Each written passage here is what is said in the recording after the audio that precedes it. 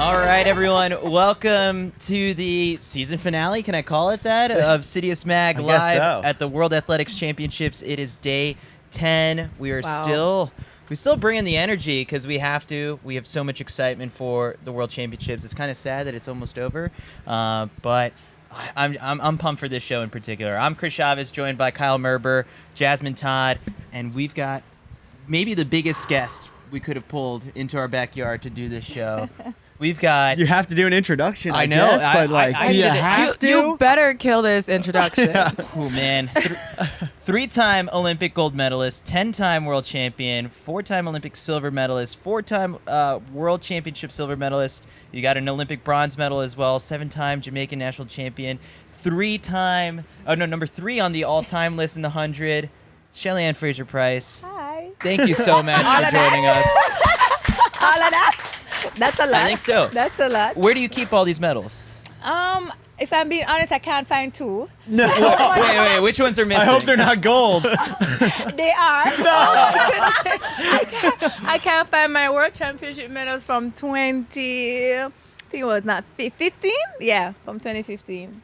Did you move? I moved, and I usually just put them in a box. I literally don't have a room where I'm putting them yet, but I just recently moved, and I'm having an office done. So now I plan on putting some up, and I can't find 2 of those. Oh, So. no. Is the office a gym, or is there like a desk? Yeah, it's a desk office. Like, you can walk in and you see all my pictures and stuff. Like, I'm not really into it, but my interior decorator is. So. Wow. Aside from just the medals, like what else would you hang up in here? Like, are there special spikes or singlets that really kind of... Yes, definitely spikes and stuff, but also I have like memorabilia from places I've been.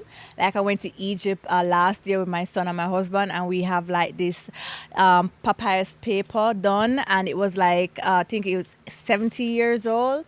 So we are planning to put that up. I went to Namibia and I got a nice little, what it was called like a flag thing. So I'm planning on putting things that are, just really mean something to me on my trips in the office as well.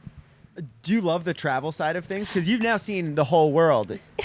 Usually no. Okay. Usually no, because I'm afraid of flying. No. Yes. Like, I always have like red wine. That's and the a secret. sleeping I was wondering how pill. bad. Yeah. And I'm like...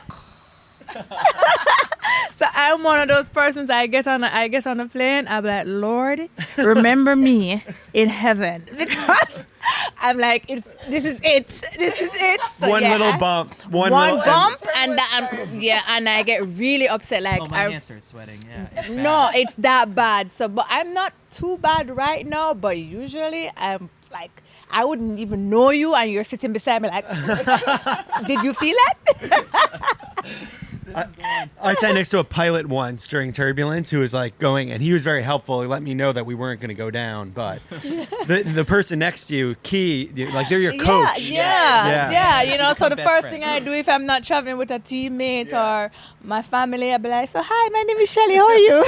Just in case I need your hands. Yeah, how are you? Oh my gosh. Just give me your hand, please.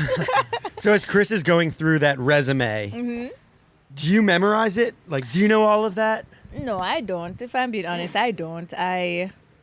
I'm just grateful to be able to do what I do at the level that I'm doing it. So usually I'm not really focused on what I've achieved in the past, because I'm so focused on achieving things in the future. So, I'm a hungry type of person. Like, I'm finished with this championship yesterday, and immediately my brain goes, how do we get to next year? What do we do to prepare for next year? I forget that, okay, then I've won that medal, because it's going to be a new year, and nobody cares what you did last year or 2 days ago or 3 days ago.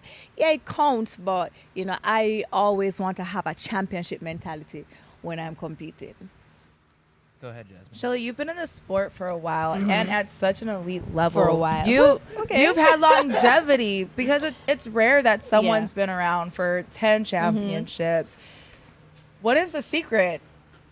I think the secret is I kind of believe in the gift that God has given me, and if I believe that, then nobody takes that away from me. It's like, I don't care what your opinions are. I don't care what the facts are, because people love to say, oh, that's a fact. It's a fact for you, but it's not for me. Yeah. You know, I have my own journey to do and to create, and I love what I do. And if I believe something, you can't get it out of my head.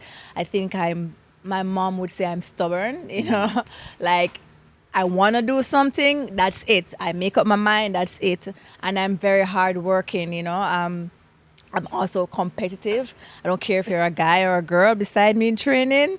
I'm giving you 100%, and I don't like to lose. You know, nobody likes to lose. So you go back and you work hard and you work on the mistakes, and you just try and make sure that every time you step at the line, you want to be in the best shape mentally and physically, and you don't want to leave anything to question or to doubt when you stand at the line. It seems like you had that God-given talent at a pretty young age, right? When was it first identified by maybe other people or a coach? Who saw it first? I think my mom, when she was running me down to beat me. Definitely my mom. I remember when I would usually my dad side of family lived at the top of the road and my mom's side lived at the bottom. My mom's side and my dad's side, they don't really get along. So whenever she would want to beat me, I would just run up the top of the road and she would be running me down, and the guys on the street would be like, run, Merlin, Auntie, run! Oh my goodness. And I would just run so fast, and I would get over there and I'd open the gate and I'd go in and I'd see her out there and she can't come in. I'd be like, oh my goodness. Right, so from that time I knew, okay, I had, you know, some kind of running gift because my mom is fast, right? Because my mom actually ran when she was in high school, and she was very talented until she got pregnant with my older brother. So I knew I had that gift, and I was running since basic school. I remember we had an earthquake when I was 3, and I ran from the school to my home. Oh, wow. And the place was shaking, and I was just running. And they were like, in my community, they call me Merlin Auntie. That run, Merlin Auntie, and I'm running. So from that young age, I knew I had a gift, but I kind of never thought that I would actually do track as for a career. I literally was just like, okay, I can run. Okay, sure. Okay, no problem. We had the chance to sit down with Malcolm Gladwell, the New York Times bestselling author. You ran into him, I believe, and he said Nike. he was half Jamaican, and you were like, "There's no such thing." You're Jamaican. And it's really funny because when we asked him if you could go to any track meet in history and be, a spectator or fan, time travel, whatever, where would you go and what would you see? And he said probably like a Champs, like go to Champs. But when you were like in high school, what specifically said when you were in high school? Just to capture that moment, can you? We've never been. It's on our bucket list. We need to go before we're done. You need to go. Like, you need to just get a ticket and go, because I'm telling you, it's unlike anything you've ever experienced. The rivalry, the competitiveness, just the atmosphere is just awesome. Like, I buy my tickets every year. You buy them? Yeah. They don't give you free tickets. I get free tickets, but if you want to reserve a row for the whole week, you have to get like a season pass. Okay. So I usually just get my season pass, and I'm a Grace Kennedy ambassador, so I always get tickets to come and to work and stuff, but I want to come on the days when they're running the 100s and the finals, and I'm a Woolmerian, so I don't care what school you're from and you represent Jamaica. I'm cheering for Woolmans full time, right? And I stand on the seats. You'd be crazy to see me standing on the seat. I'm screaming. I'm cussing because I'm like, no, she didn't win. And I'm cussing. And we're so into it. Like, Jamaica track and field, it's almost like we're Siamese twins. We're joined, and it's awesome to have that atmosphere. And I think that's the reason why we're so competitive.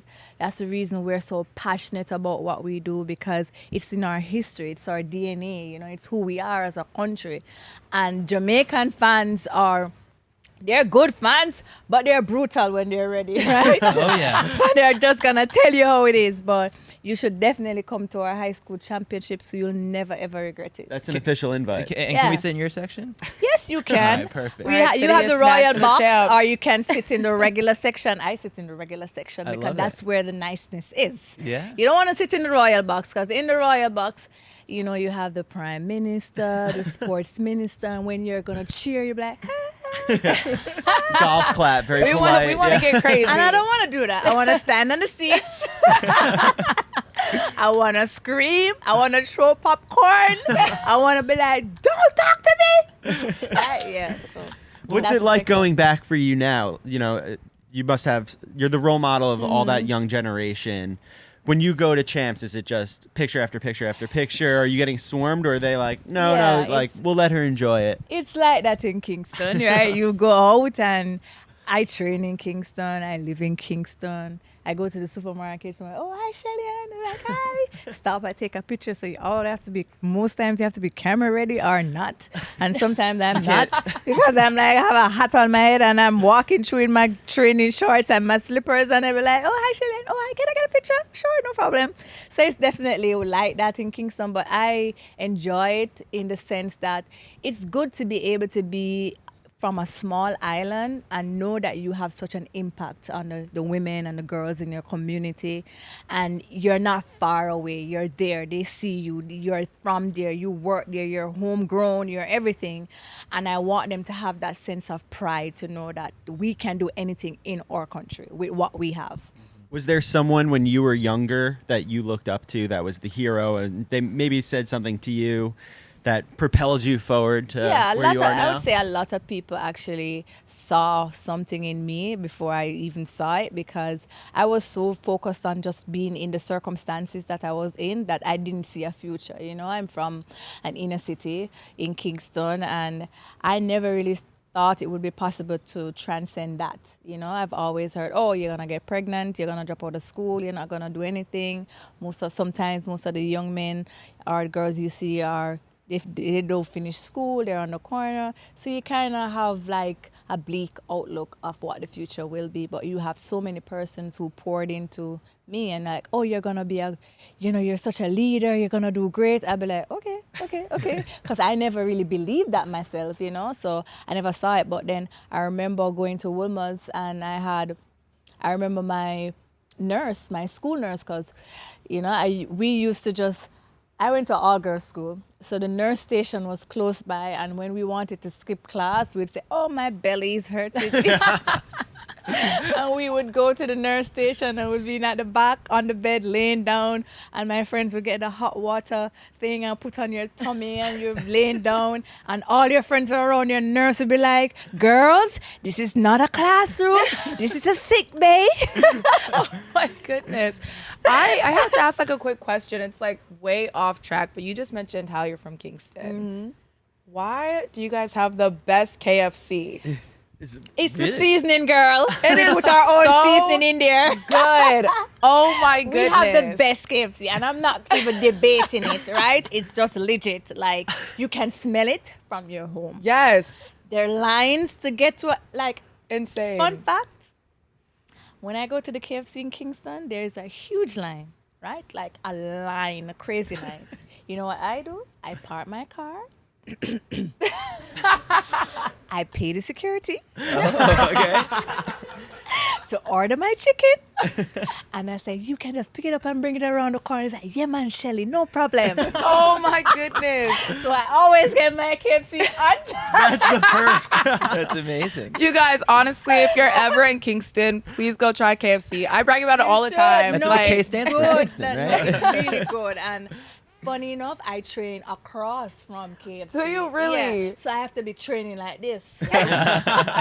No, I'm not stopping. And I have to drive past KFC every single day.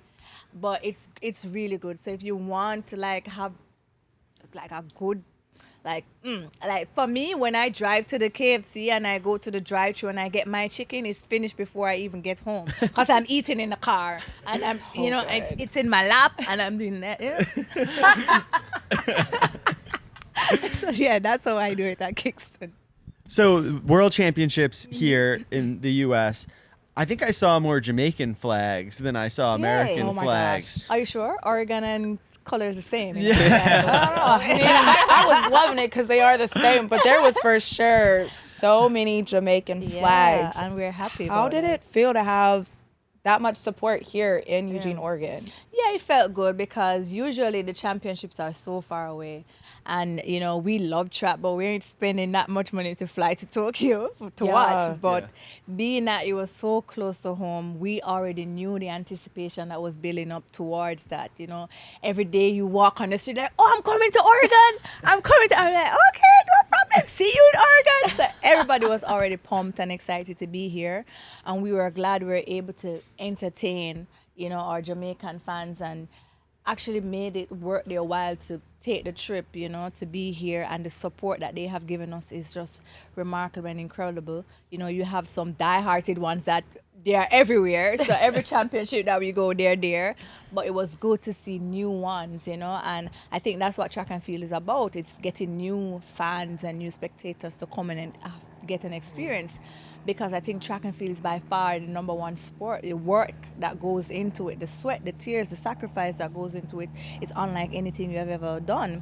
And to have the fans being in the stadium, whether they're from Jamaica or wherever they are in the world, it's good to have that relationship. And I said earlier or yesterday, I was talking to my friend and I said to her, yes, Eugene is small for the championship, but I think what I enjoy was that the fans knew what we were doing. They understood. They were engaged. They weren't just sitting there and cheering. I'm like, oh yes, cheering, hi. Yeah. They were involved. You know, they know it's it's a couple laps in the 5,000. They know 3 laps and a half for the fit. They know what's going on, and I think it makes a difference for us as an athlete. So we've touched on, you know, the many different fans of yours. You've got, you know, the younger population that you've inspired over the years, the Jamaican just in general population where you're a national, you know, hero to so many people. On top of that, then there's the mother element to things as well, where Allison Felix, I mean, I think right after your race, like tweeted about like, you know, in addition to all the medals and stuff, you just always have to emphasize mother. And for you, I guess like this has been the part of this big chapter that you're writing right now of redefining what's possible after motherhood in your 30s. How is that a conscious thing that you think about day in and day out? Yeah, I do think about it because it's who I am now. It's part of my journey, and it would be silly not to think about it because it's a part of the journey. I remember when I got pregnant, I was mortified. Oh my goodness. Because, you know, you have not seen a lot of it where women come back after having babies or being in their 30s and still stand on the podium and do well. You don't see a lot of it. And there's, it was nerve-wracking for me to know that, okay, then going into this period when I'm turning 30 in December, I'm pregnant, like, it was scary, you know, but I'm glad I had the support, you know, in my husband and my family was like, it's going to be okay. You're going to be fine. My coach, everyone believed. And I started believing. And the more I believed, the harder I worked, you know. And when I had my son, I remember I was watching the World Championship. When I was pregnant, and they ran the 100 meter, and I was so bummed. I was like, I should have been there. I should have been there. And it was really hard mentally to kind of keep yourself in that frame of mind that, oh, I'm coming back. I'm not gone, you know. It's just a period where you have to rest and recuperate and come back again. And I had my son the day of the 100 meter medal ceremony. Oh my goodness. I had my son that day. And I was like, okay, well, I got my gold medal, so let's get back to work. And I got back to work and I worked hard. But it's good to have that extra motivation and that push in my son, because I know that I'm not only doing it for me, I'm doing it for him, and I want him to have the inspiration to know he can do anything, you know, anything that he attempts in life, wherever stage he's at in his life, he can get to a next level, he can evolve. And that's what motherhood has taught me, that we can evolve as women. We can have it all. We can be mothers, we can be athletes, we can be in our 30s, and we can still kick ass, you know what I mean? So it's not about the world and the limit that they place on us. It's the limit we ourselves place on us or on ourselves. And I don't want to do that. And I think motherhood has definitely helped me to transform my own thinking and just knowing that I'm strong, I'm fierce, I'm beautiful. You know, yes, your body change, things change, but you can still do it. I think of how many messages you must receive in general. And, of course, a role model for running fast. But then, individuals like yourself, like Allison, like Faith Kipyegon, now you're breaking barriers in a totally new way. Do those messages, or I guess, how many messages are you receiving from others who never even thought that this was possible? Yeah, I definitely receive a lot, to hear women like, oh my God, I thought when I was in my 20s that was it. Yeah. I was like, no, there's a whole new level of life and things that are there to accomplish when you get to your 30s. You just have to see more of it. And the more you see it and the more we talk about it, is the more women will understand that it's possible. I don't want it to be a one instance where, we talk about it one time and another time it's no. I want it to be consistently be placed in the media, on the forefront of every magazine, that it doesn't matter if you turn 30, it doesn't matter if you're a mother, you can come back, you can bounce back, you can use it as an advantage, something to motivate you to dream higher and to climb higher and to achieve more. You're not limited by your age. It's a part of the process. And that's how we have to look at it. You have to age, and that's fine. You definitely got a little bit of an edge. Yeah, don't freak out, and embrace the changes, because it's almost like you never know what can happen, when you get to that stage. Because in my 20s, I was training, and I thought that in my 20s I would definitely be running 10.6, and I didn't. What if I allowed the perception of what people thought were possible in terms of track and field to just allow me to stop? Then I would never have reached to this point to realize a dream that I wanted to from I was 22. You know what I mean? So go for it. Doesn't matter what age you're at. If you want to start something at 40, go for it. And if you want to be a hot girl in the 30s, go for it. Hot girl summer is not over yet. This is perfect. We got that's the perfect transition. Jasmine, do we want to kind of chat a little bit about style here, because it's been a big point of topic. I have to, because I've been staring at your nails the whole time. Yeah. One is broken. Oh yeah, go girl.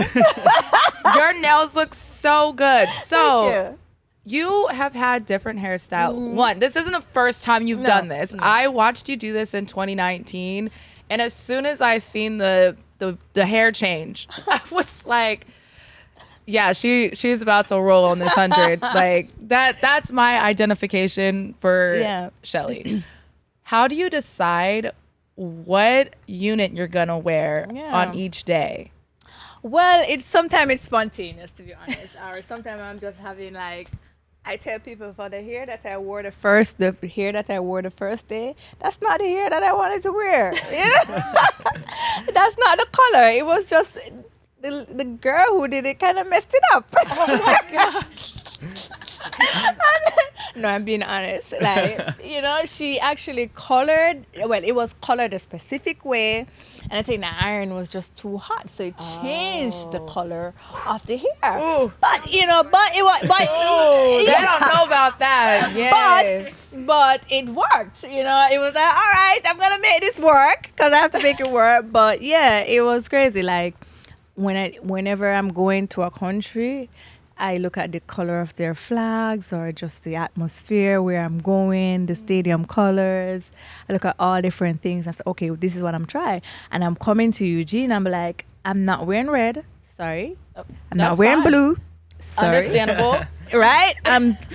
Right now we're being very patriotic. It's Jamaica. It's no red, no blue. Right? I'm coming to the United States, no red, no blue. As I sit here with red and blue hair. Someone has to rap. Someone else has to do red and blue, not me. So, you choose and you go, oh, I want to wear this. I want to wear this color. I love yellow. I love pink. I was like, all right, I'm going to wear that. And then on the finals, I'm going to mix it up with all the colors that I've worn throughout the championship. And I'm like, yeah, but colors excites me, It's almost like it makes me feel happy and bubbly and want to just have fun and enjoy the moment. And then recently I start wearing like TLB, and they have like this pack called the Fast Face. Ooh. And I'm not a makeup person, like I suck at makeup, but I must admit that they definitely had, their thing just made it easy for me to do. And I was into it. And I'm like, I love this Shelly. Yeah. We love this Shelly. I was into it. I'm like, I got up and I was like, oh, eyebrows, lashes. I did my own lashes. And I'm like, yeah, girl. And then I started to bring the Jamaican out. So I said, no, man, the dolly look good. I think we might need to get a English translation. I was like, yeah, girl, you look good. The dolly's looking good.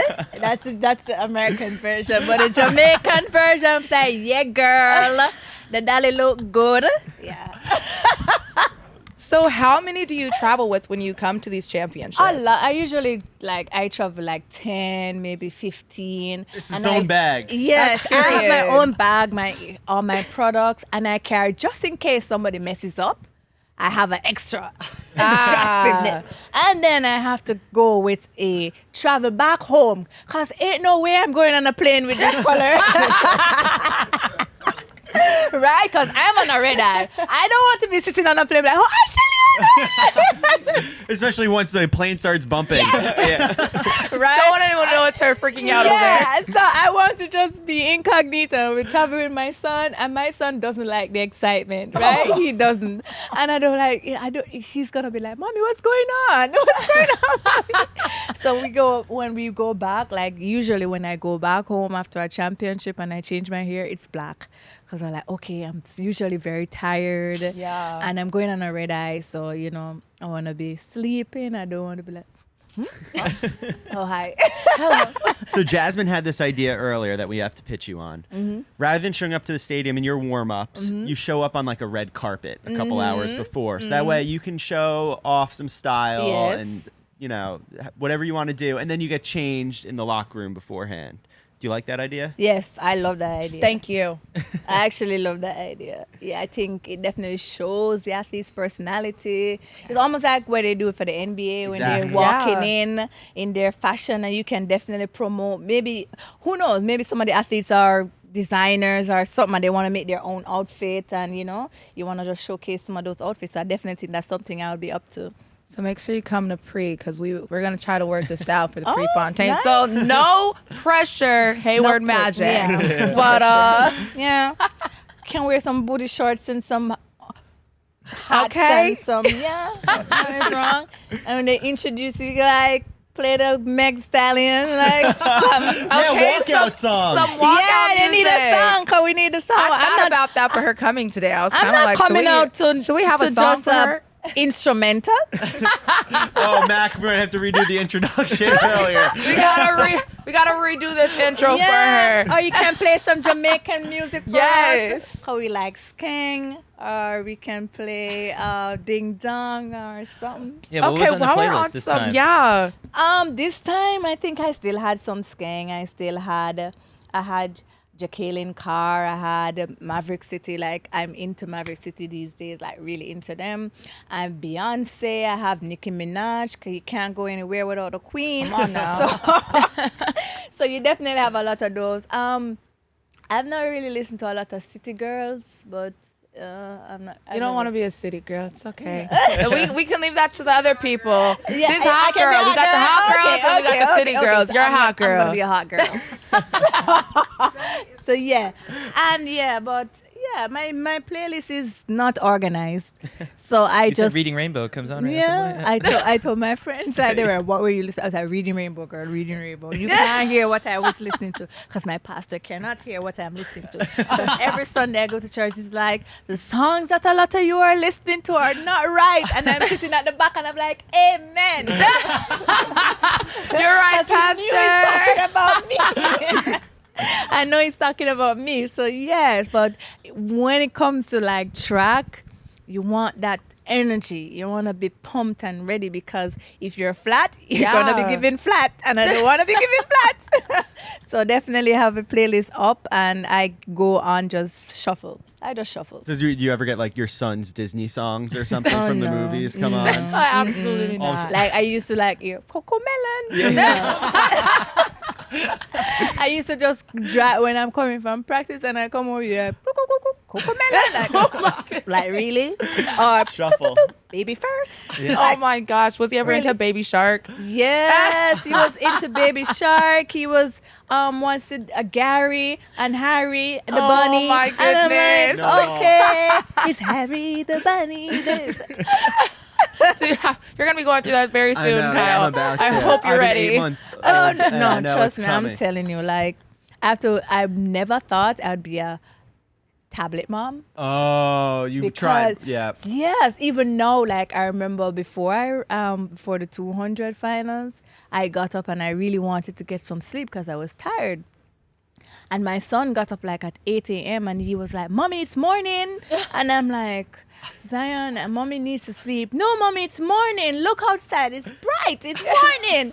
And I'm like, "No, Zion, go back to sleep." I was like, "Mommy, no." And he was pushing me off the bed to get up.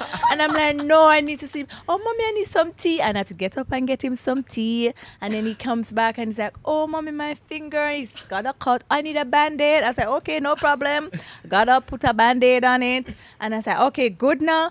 Okay, Mommy, I need to put the TV on Blaze, Oh, no. EJ and Blaze." And I'm like, this is not my house. I don't have EJ and Blaze. He's like, "Oh, Mommy, put that." And of course, I got to use my husband's Fire Stick and then Amazon Prime to get him to watch EJ and Blaze. You're just like us, yeah. you know. It's he needs to understand that the entire country needed you to sleep in that moment, right?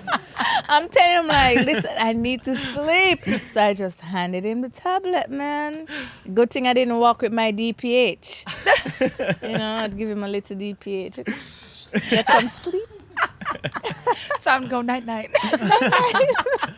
So before these races, are you nervous, and does Zion help keep You're that always at bay? nervous. Okay, what's And that I like? think this year was the first time, thanks to my Airbnb host, I was able to be with my family, away from the village, because you're in the village.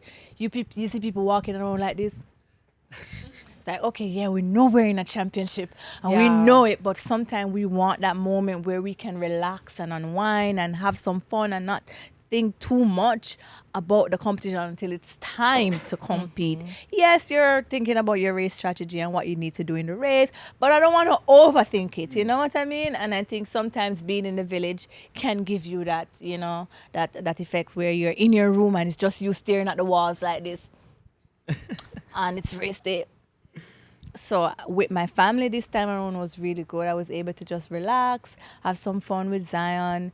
Jason cooked for us. He went to the supermarket, got chicken. So I still had some, it wasn't Jamaican, but it's close enough. Wasn't Got KFC. there. No, it wasn't KFC. We didn't have the seasoning, man. We need our own seasoning. I gotta get back. I'm hoping they can just one day allow us to carry our skillet, our thyme, our tomato, and our onions and everything on the plane, so we can just bring our own seasoning, so we can season our own food, right? But of course, Grace Kennedy sent me some seasoning, my jerk sauce, and everything, so I was able to still have some good home cooked meal and chill and have my foot up and ready for race day, and I felt 1,000 times better. I gotta ask, because Jamaican food, it's my favorite. Yeah, you guys see, I'm just bragging about Jamaica here. I think I need to You go need move to come Jamaica. girl. Oh, So Jasmine's been I've been yeah. there so many times, and I love it. So what is your favorite Jamaican meal? Oh, my curry goat, girl. Curry goat. Kill the goat. Kill the goat. Kill the goat. I'm sorry, kill the goat. I mean, thank God I don't live in the U.S. where people think, okay, you need to pet the goat. We don't pet the goat. Because a girl need her manish water. I need my goat head soup. And I need a curry goat with white rice. Like, no, we don't pet the goat in Jamaica. No. We don't have goat in our grocery stores. I know. You have to but go you to know, Jamaican or Indian you restaurants. have to go to Jamaica for goat. And I'm telling you, in Jamaica, the saying is, when the goat is rank, it's good. No, I'm serious. You don't know. Go Google it. I'm worried about Googling Yeah. that. Well, you must have mixed feelings about when people call you the goat. She's gonna be like, kill the goat, but you're the goat. Or pet some goats. Don't pet the goat. No, but curry goat is good. Like, really good. So you know, our motto in Jamaica is out of many one people, right? So we have lots of different nationality and people in our country. And curry goat and roti, it's like an Indian food. But in Jamaica, you'd never know. It is so good. Like, I go to the restaurants to buy food, like on the cook shops is different from a restaurant. So a restaurant is where you go to dine. We go to a cook shop when we want to just buy a food in a box. So we'll get the chicken, and then we want curry gravy on it. So you want fried chicken with curry gravy on it. Noted. And Take you my have to notes pay here. extra for the curry gravy. That's fine. how good I'm going it to is, just note right? this down. It's worth it. No, but I'm telling you, it's so good. Like, you walk on the road and you always see people walking their goats. I'd be like, yep. Keep him fresh. Keep them fresh. Because I'm telling you, we are going for the goat, and my husband's family actually they raise goats and they raise chicken. So I don't really go buy chicken in the supermarket. You know, we like our chicken hormone free. So we go down and we get it and be like, oh, what's for dinner for Christmas or for something? Like, curry goat, like, yep. And she said, yeah, man, we're going to kill the rammy tomorrow. I was like, Wow. Guys, I think that's her secret, though. we're She's gonna getting kill the all rammy. this natural Keto-free, stuff yeah. just fresh. And I gotta ask. So we just talked about killing animals. So we're gonna go. We're getting We're gonna canceled. Those who missed We're it. gonna go to a lighter I note eat really meat. quick. in Jamaica, it's not a taboo. Don't worry. It's really not that We're gonna have to bad. move Killed after that. pigs. I've killed chickens before. You know, just put it under a bucket and cut the head off. No, it's not a bad thing. We It's eat not meat. bad. We eat it. Yeah, we do. Peter eat just it. knocked So on it's our really door, not yeah. bad. Yeah, we don't brutalize it before we kill it. We just kill it. You guys treated nice before. Yeah. Well, we little put it under a nice-ish. bucket and it jumps. It's under the bucket like this. So I gotta ask about carnival. I don't think a lot of Oh, people I don't know. like carnival, You don't like but- carnival? I was gonna ask. Do you ever attend? No, I've never attended You've never attended carnival. Like, yeah, I'm very judgy when it comes to carnival. Okay. I'm being honest. You want my honest opinion? Yes, That's I it. want the honesty. I'm very judgy when it comes to carnival, because carnival is always on a Sunday in Kingston, right? Carnival Sunday, and we're usually coming from church. And I've Yeah. been going to church from I was very small. I went to 7-day church first with my grandma, and then as soon as I started doing track at high school, it would be on a Saturday. So my grandma was like, "You have to go to a Sunday church now because you can't go to a Saturday church." I'm like, "Okay," 'cause I grew up in church. So you drive from church and you're feeling good and your Holy Spirit is working, and you drive on the road and they're naked on the road. Just shaking butt. Yeah, and I'm driving like, look at her. So I'm very judgy. I'm like, it's a no for me.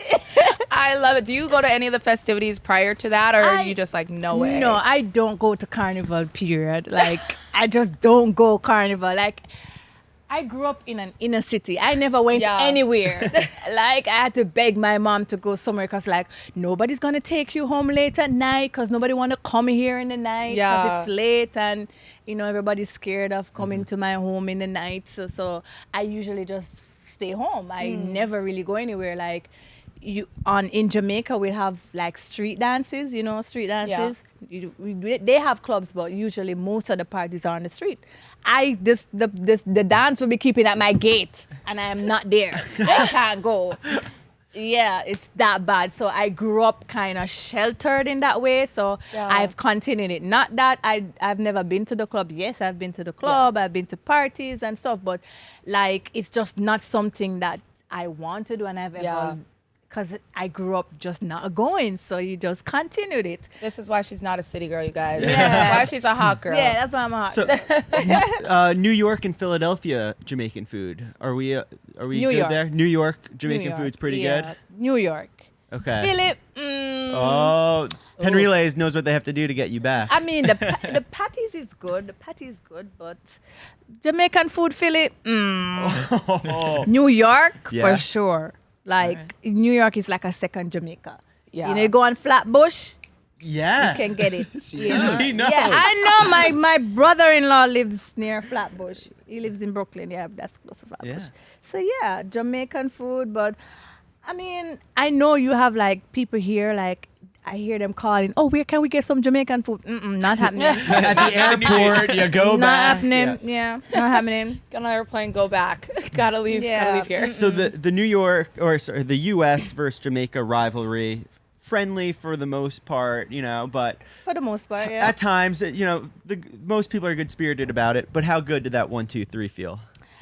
It felt really you good. Can really, you can sound off. I think we have more Jamaicans watching. It was good because, for us, we want, for a long time, of course, you talk about Merlin, Auntie, Juliette Cuthbert, and Grace Jackson and Veronica, and it was just them, they were pushing it, and now we are at the point where we are dominating, and you can call on any one of us. It's like the Avengers, You can call on any one of us and we'll be standing at the line ready. So if you send me, you send Sharika, you send Elaine, you send Kemba, you send for the twins, the Clayton twins, you can send for Liston, you can send for any one of us, and that feels good to be from a small island and we have that punch, you know what I mean?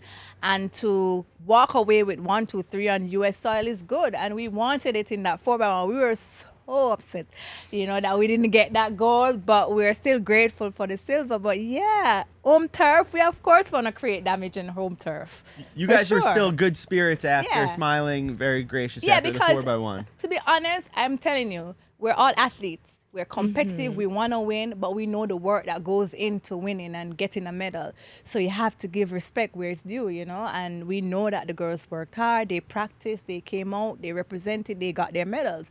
As much as you want to win and to have your own experience and enjoyment, you still have to make sure you acknowledge the persons because they did the same work that you did to get to that point. Shelly, I really want to do this next year in Budapest to bring us all over again. Yeah, I'm waiting for a world championship to come to Jamaica. That's what I was going to ask. I'm waiting. You're waiting to a girl Gray before you decide. But if I'm 40 and you say Kingston, I'll be there. So what is it like? Are you is back to work tomorrow, Tuesday? Yeah. So when I get home, I have to go back to the gym because, funny enough, I'm one of those athletes that I don't retain muscle mass. I lose it like super, super quick. So I have to go back into the gym and just get some light work in before I head over to Poland. That's where I won my first. I think Poland is now a Diamond League. So that's my first outing. And then I go to Budapest. Or Hungary. It's Budapest, yeah. And then I go Monaco. And then I have a little break because the Commonwealth Games is happening as well. I wanted to go to the Commonwealth, but it wasn't happening. And I mean, I'm young, very young, but I don't want to do 3 more rounds. Yeah. I'm very young, but 3 more rounds, no. So I'm not going to the Commonwealth Games. My son, this happens all the time, so I'm missing my son's birthday again for competition. August 7th? 7th, yeah, and I run on the 6th. And so, so I'm always, a lot of things I sacrifice for the sport, you know what I mean? And it definitely hurts, but I'm going to see him on his dad's birthday is the 14th, so we get to celebrate with daddy, so yeah. Is it hard when you do the 100s, the 200s, and the 4x1? Because, you couldn't even celebrate after the 100. You guys had to get back immediately. And it was so crazy. I was like, who did that schedule? Who did it? I'm wondering because it wasn't favorable towards us. You run the 100. Men ran before us. They got a break. We ran and we had drug testing, we had interviews. We didn't get into after 12. Yeah. There was no food.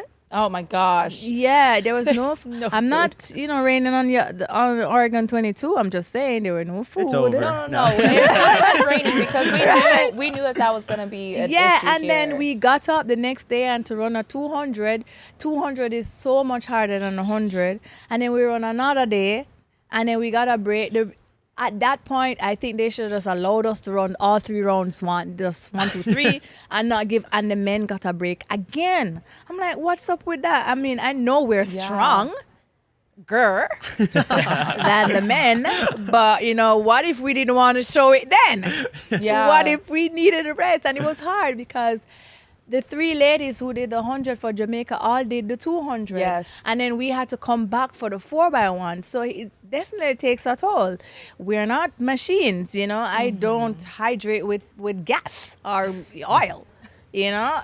So it was very difficult to pick yourself up, to recover, and to come around the 200 recovery again, come and do the 4x1s. It like when I was finished with the 4x1s, my ankles were hurting me. Like, yeah, I felt like I was doing some breakdancing or something. And I had to come back again, and I had drug testing again. Oh my gosh. And we got back, and just to try and recover, and I have to go back to the track this evening because my coach is like, oh, we have to get the blood flowing. And I'm like, but my blood is flowing. It's flowing. So yeah, so it's difficult, you know. And then to mentally, especially winning the 100 or getting the 1, 2, 3, it's mentally, it's hard to carry yourself down. So high, right? Yeah. High, then go down to go back up again, to come down to go back up again. So, I mean, years of experience definitely helps, but you know, it's not a walk in the park. It takes work. I've got to ask a quick question because we're Oregon 22. You guys have an Oregon girl running for Jamaica. Kemba. Oregon girl, so you know I gotta shout her out. Yeah. She is young. You're a vet in this. Do you have any advice that you would give to Kemba? So Kemba will be training with me in September. Oh my Nice. gosh. Yeah, she comes to train with me in September. She broke my record. I'm sad. So I'm excited. I'm excited about that. And I think the advice is right now for her, there's no pressure, you know, right now. You have the time now to focus on what you want to do on this journey, write those things down and get to work. You know, stop don't put added pressure on yourself to prove anything to anyone at this stage.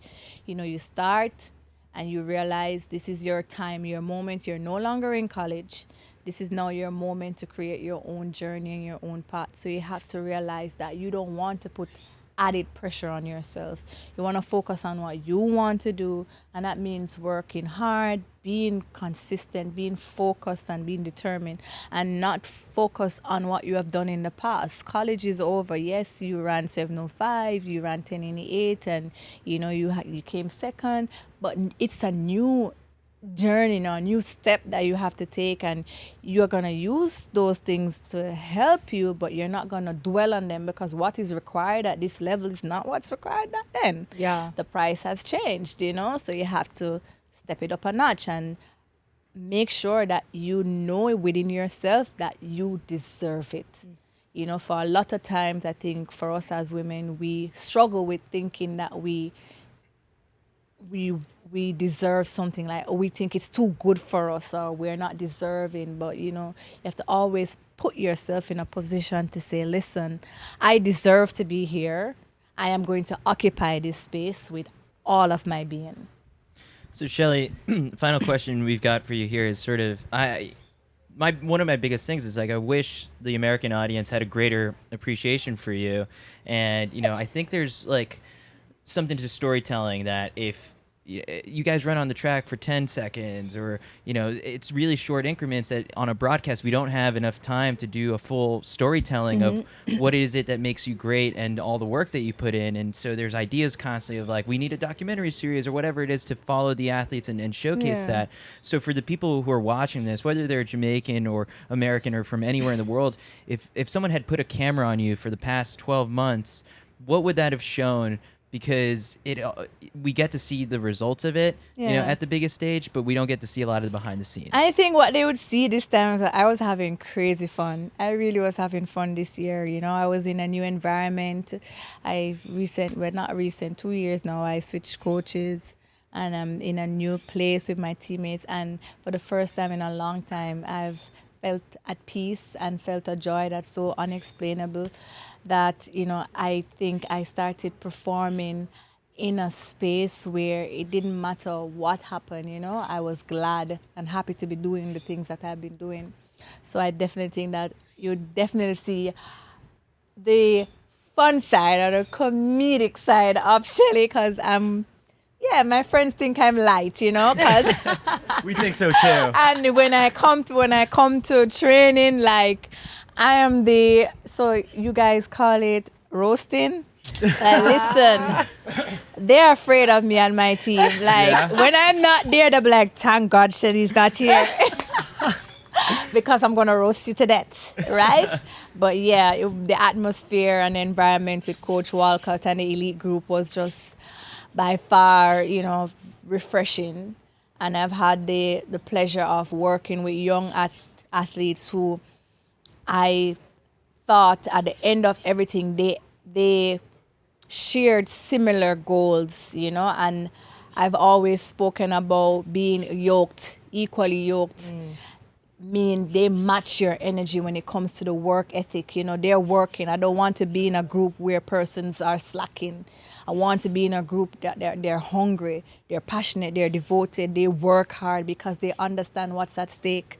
And you can't get to the line thinking that, okay, then I'm just going to get this if you didn't do the work. I want to do the work, and if I fall short, then that's okay. It was my time.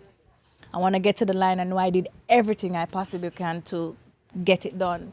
And having teammates that share that same vision is by far, as I said, it's refreshing because you get to training. You don't want to do something today, but then you get to the line and they're working, you fall in, So it was really, really good to have that, and definitely had a lot of fun, had a lot of good moments. My son came to practice a lot of time, my husband, my, crazy thing. And we have a lot of videos that hopefully I'll be able to put out a video of just how the last couple months have been. So it sounds like we're going to be seeing you for quite a few more years. Yeah, I'm going to, I'm going to Paris 2024. Even if I'm a grandma, I'm going there. I'm going to still be a hot girl. Forever Don't worry. Still going to be there. I'm going to show up. Pink wing and all. Yes. Love it. Yeah. Shelly, this has been an honor. Thank you so much for joining us, and thanks to everyone else who also was here. So give it up for Shelly-Ann Fraser-Pryce. Thank you. Did we get a signature? Yeah, she got it. This squad is getting so full. I love it. So Jasmine's going to take you off to the side, and we'll bring on our next two guests. Bye, guys. Where's the gold? She's got to sign it. She's got it ready. I wasn't going to use the silver.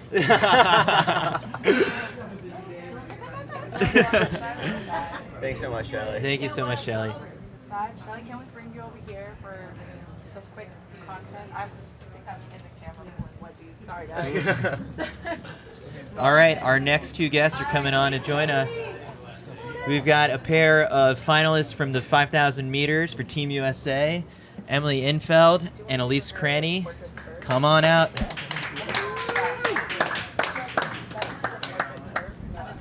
Hey. Hi. Thanks for coming. Thanks for coming. Thank you. You guys are good to see you. No, I'm okay. Good seeing you. Hey. How are you? Great to see you. Less tired than last time we saw you guys yesterday. Yeah. Pick one of those microphones. Wow. Yeah. I think that one, yeah. Perfect. This is the good one. Did you get a chance to get a picture real quick before coming on? I'm intimidated. Really? Yeah. We don't want to follow her up, honestly. No, you guys bring some good energy in here too. So how are you guys feeling the day after the race? You can be honest. Or I guess day after a night of enjoying the world champs. Oh yeah. My night was just going to McDonald's and then sulking in my bed for a little bit. It wasn't that exciting. Elise, what about you? I went over to the Bowerman house, Okay. so that was good. We weren't much different. We got Qdoba, and then got a Blizzard from Dairy Queen, so it was Nice. crazy. We did pop champagne over there. There you go. I still cannot figure out this champagne shower though. You don't know how to open a bottle of champagne? I can open it, but I can't get it to spray. Oh, I'll show really you lame. after if we have one more. Courtney and Carissa crushed it. Me, not so much. Can you saber it? I've done No, that I can't once. do that The either. sabering champagne. Oh, yeah. And the cork flew into my neighbor's. I'm in a condo complex, but just right into their deck, and they were barbecuing, and I was like, "Oh, hi!" And they're like, "We'll bring it over." Is And there you a had a celebration? saber? Yeah. You already owned one? No, like a knife, right? Is that what you do? Nice. Yeah. I thought you were yeah. using a sword. Oh no, I'm not that cool. So how's this championships been? I feel for everyone who has to compete in the final couple days, because you hear, you want to be in the stadium watching everyone, and you hear all the fun nights out and whatnot. Yeah. Have you been here the whole time? I got here, I feel like we probably got here the same time. I got here on Monday, but watching these performances has been incredible. So I think that's been so special. And I think it's hard because I've been watching on the TV, not in the stadium, but I've just been getting so jazzed that like every night I'm like, and then I'm like, I'm going to win gold. I'm like, this is my time. I'm going to set the world record. And that didn't happen, unfortunately. Then you get halfway into the race and you're like, unfortunately not. I'm like, maybe not in the cars. I'm like, it's magic. I'm like, something's going to overtake my body. And then I'm like, oh, nope, that was just lactic acid. And now I'm done. That's what I thought. We were watching Sydney the night before and you watch her run like 50 point, like make it look so easy. And you're like, I can run the last 350, right? Well, that was, I think, the question that we posed yesterday it was like Sinclair and also to Cooper. It was like, what do you guys think the equivalent of 50.6 is in a 5K? Oh my god. Do you think that's sub 14? It's gotta be. I feel like it easily, has to be. Yeah. Like because the world record's already like, 1406 the world record, right? So probably like 1357.2. Point two. Don't give us 1357 flat. Absolutely not. It's not that good. Something I always like asking: are you guys track fans, or is it just no? We watch the distance and that's it. No, I feel like I'm getting into it. I also, oh my gosh, I'm like, Ryan Benjamin followed me back on Instagram. No. I was like, stop. I was like, all these people who are so good, and I was like, want to say hi to them, and I'm like, great job, and then I just like scuttle off. I get like embarrassed because they're so good, but yeah, I mean, I'm a huge track fan. It's been really fun watching. Yeah. I feel like Rye has been the one that we've heard from multiple people that, you know, getting a Rye hello or him acknowledging. Yeah. Was So it's like, a big, whoa, big you know who I deal. am. It's so nice. I was like, I'm like hello. Can you kind of peel back, I guess, for the people who may not be as familiar? Like, what is the Team USA hotel like? We've heard stories of people playing dominoes, and like then we've got the throwers coming back at 2:00 in the morning. We got Xbox and PlayStation. Yeah. What have you guys done? Yeah. Oh man, we're so excited. I don't know if we're not the cool kids. I don't think at the hotel. I mean, I honestly feel like my husband and my parents are here, so I've been staying at their Airbnb a lot. I'm staying at the hotel, but I haven't been like interacting as much. I got lunch and like breakfast with some people, but nothing too exciting. Seeing Delilah in the elevator and just getting a quick hello. I feel like I'm always like, good luck, good job, you're great, you're beautiful. Just asking a little bit about the whole season. I think I asked both of you yesterday in the mix zone. I mean, Emily, you've been on a journey to get here. Thinking of, that bronze medal. Was it London? 2015. It was 2015. It was my first team. Okay. I was 25. So now I'm it's 32. The last 7 years and the ups and downs that both of you had, but Emily, I guess we'll start with you this season. What has that been like? Because I know you're not happy with the way yesterday went, but you made the final and you're back at the World Championships. I know. It's tough because I think starting off this year, I'm like, if you told me I was going to be in the final of the 5K, I would be like, what? No. Like I still think of myself as a 10K athlete. The 5K is so hard. 10K is so hard.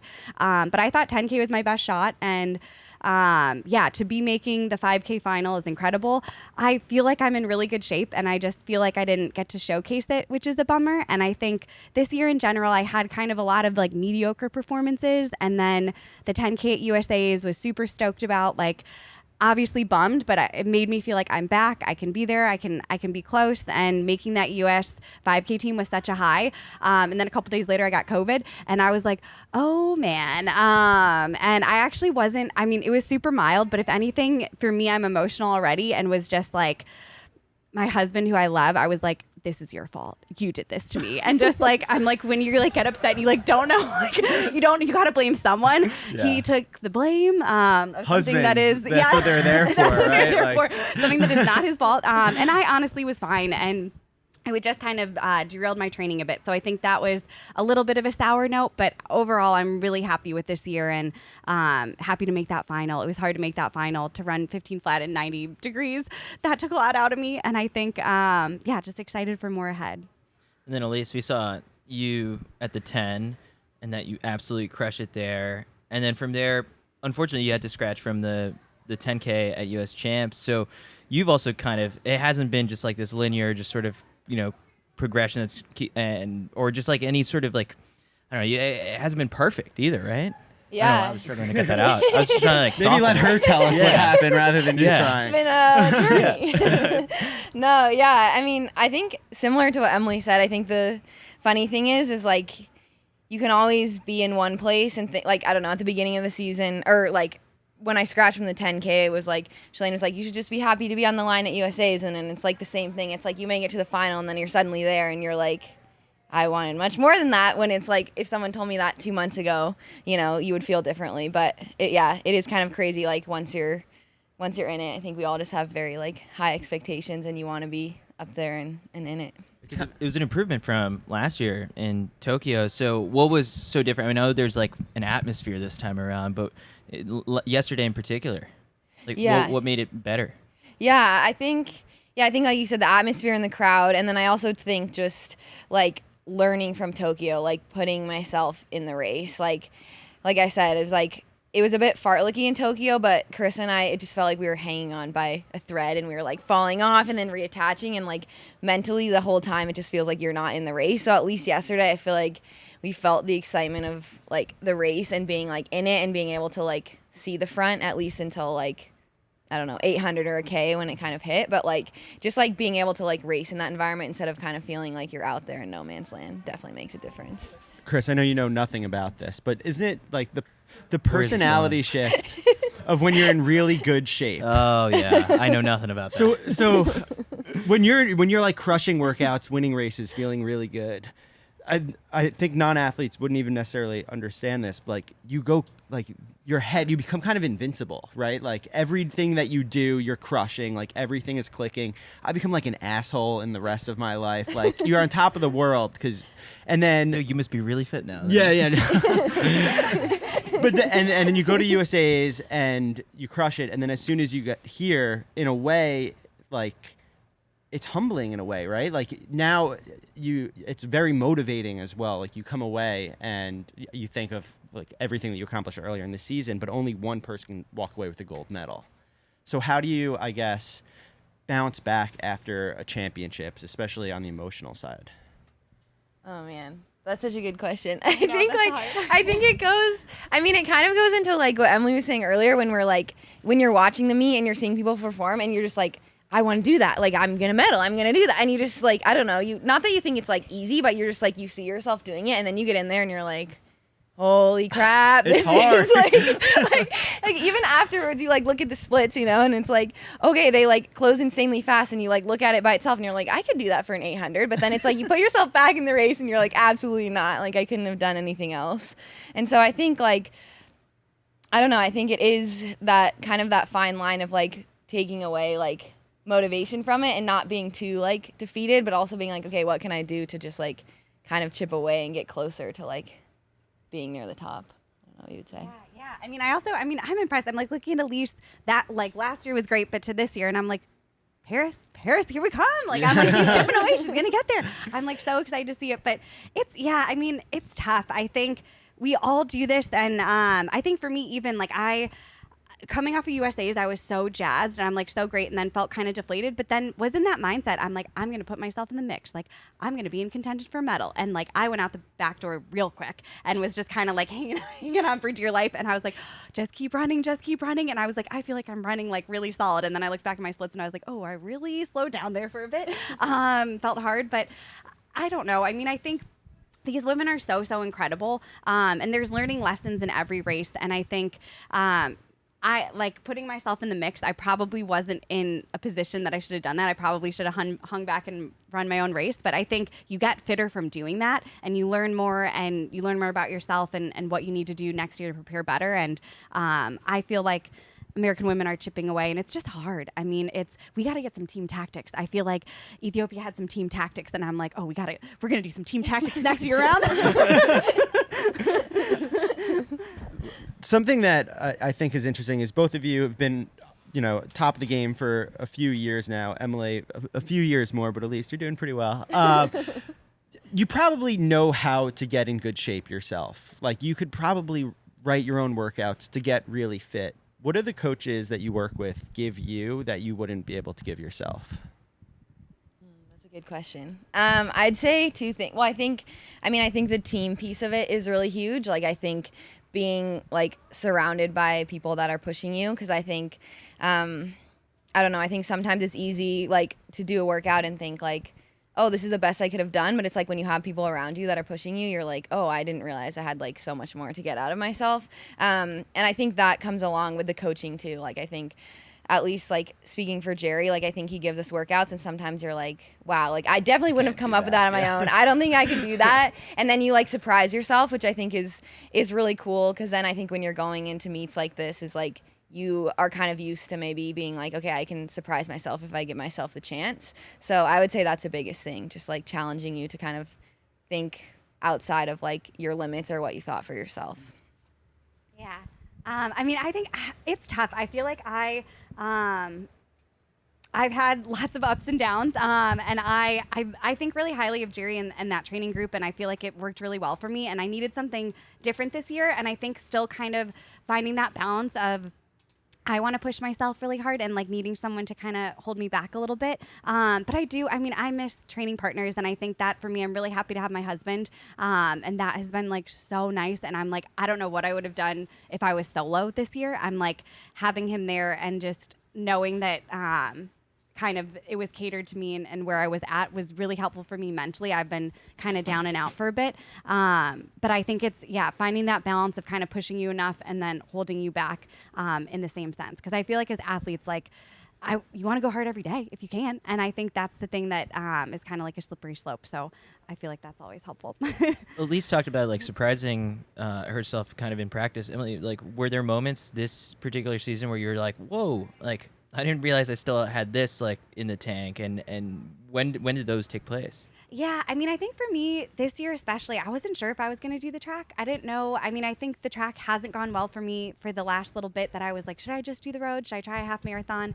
And I think just being able to like go to altitude, and not that it's that impressive, but being like just not trying to run a fast, or trying to run fast, but not super fast, and be like, oh, I ran like a 28-second 200. I feel like I could still run fast. And doing some fast Ks. I think after the USA 10K, I did some really fast Ks that I was like, I had no idea I could run that fast still. Like, I feel like we haven't done anything that hard. I like needed to just do a stimulus like that. And I was like, I think I can run a fast 5K.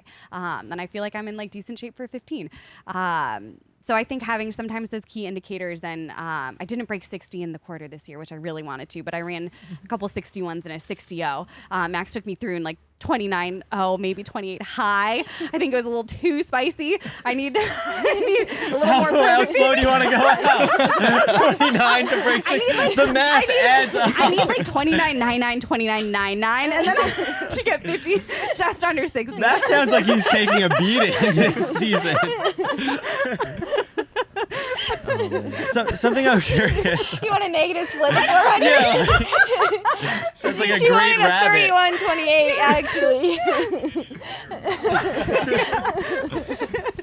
What's it like, I guess, husband, boyfriend being a runner? Is that something you would suggest? Because now you have a built-in pacer. Yeah. That's pretty nice. Elise, I don't know if you're getting rabbiting jobs out of this. I don't have a built-in pacer. I have like a one-stepper. Like maybe we line up and I'm just like, you're way more fit and it's super annoying. You should just go. Well, you guys are also still defying the curse, right? The couples curse? Yeah, the couples curse. You know the couples curse. Yes. Yeah. It actually really freaks me out. It doesn't freak Sean out. I get very freaked out about it. I'm not going to lie. There was a lot of examples early on where it was happening and it was like I started to like have a good season and then he had to get surgery and then it was like the opposite. And then I feel like this spring, like he was having the best training for a couple months and I was like really struggling and I was like, oh no, This is so bad. But we got synced up enough for Worlds, which is good. So hopefully we can stay that way. If you see him run a fast race and you're supposed to be the next tee, it's just like, oh shit. Yeah.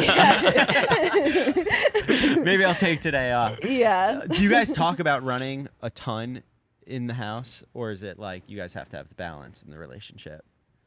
Oh, I mean, Max is a swimmer in college, which I think is nice. So he's like a swimmer turned runner. I've like molded him to be my pacer. I feel like when we were first dating, I like didn't like that he was a runner. Also because I feel like I having a tough time with running, that I was not in good shape, and it was coming off of surgery and injuries, so it was not fun. It's not fun to run with someone when they're way fitter than you, and they're just like, you're going for an easy run, and it's like, oh great, like this is like such a chill pace, and I'm like, actually I'm dying. Like this is not that chill. Swimmers often have kind of weird form. Does he have weird form? No, it's like very annoying. He's like really good at everything, and he's handsome. But anyways, back to your question. Swimmers struggle to. Let's just insult swimmers for a second. They have very floppy ankles. Yeah. Well, no. They can't go dorsiflex. Is he like that? No. So I've seen John Ball, and I'm like take videos of myself to show John Ball, and John Ball like zooms in, and he was like, Max's core stability is unreal, and like starts pointing out all this stuff, and I was like, wait, like back to me, like who you're working with, like look at me, and he was like saying all this stuff, and I'm like, what the heck? I'm like, I don't know. I'm like, gosh, I can't help how I was built. I guess I wasn't built like that. My core's not that stable. But yeah, a little annoying. But yeah, no, he doesn't. I feel like a lot of his friends are like that, but for some reason he doesn't have that swimmer, the weird thing, I guess. I don't know. He's got to hit the weight room a little more, though. I think his shoulders they need to get back a little more swimmery. He's just catching strays right now. He's having a tough interview. Oh, man. Would you rather him be your pacer or have bigger shoulders? If you could if you can only have one. I don't know. It's really hard. No, probably pacer. I think for now. I've been told by my wife that an extra few pounds has suited me well. Yeah. So outside of running, both of you, I think of this mainly because you went to Stanford and Georgetown, good schools. What do you guys do out of like running all the time? Do you have any good hobbies right now that are distracting you? Are we going back to school ever? Do we read a lot? Like, what nerdy stuff are you guys doing? Oh man, I'm not that. I don't know. I'm not that nerd. I mean, I'm not that smart. I guess I don't know. That's not true. Absolutely not true. I guess it's Columbia over there. I'm like, gosh. Max is the smart one. Can he get one compliment? Yeah. Oh, yeah. He went to Georgia Tech. He's smart too. So I'm doing this. I just started with Classroom Champions, which it's like a mentorship program. So that's something I feel like that I started this year and we'll be doing next year. I don't know if that's. I mean, it's trying to hopefully instill some wisdom on some younger generations of kids, which I'm really excited about. And outside of that, I feel like reading, podcasts. I don't know. I'm like boring. I don't feel like I don't have that many extracurriculars. Emily's probably one of the people that we kind of joke is like an unofficial CITIUS MAG like intern. Yeah, because you just push our content out to like a bunch of people. Yeah, it's like in our group chat, we're like, oh, she's such a big fan, so like she shares our stuff. I'm a big fan. So you can look into that camera. That's what I was gonna say. Do you guys need an intern? Yeah, we do have two, but you can look into that camera and say anything nice about CITIUS MAG. We've been having all our guests. Yeah, you can say anything nice. Yeah, I love CITIUS. I'm like, I love your guys' content. I do. I like it up. She's our intern now. Josiah, you're fired. Elise, what are you doing outside of the track?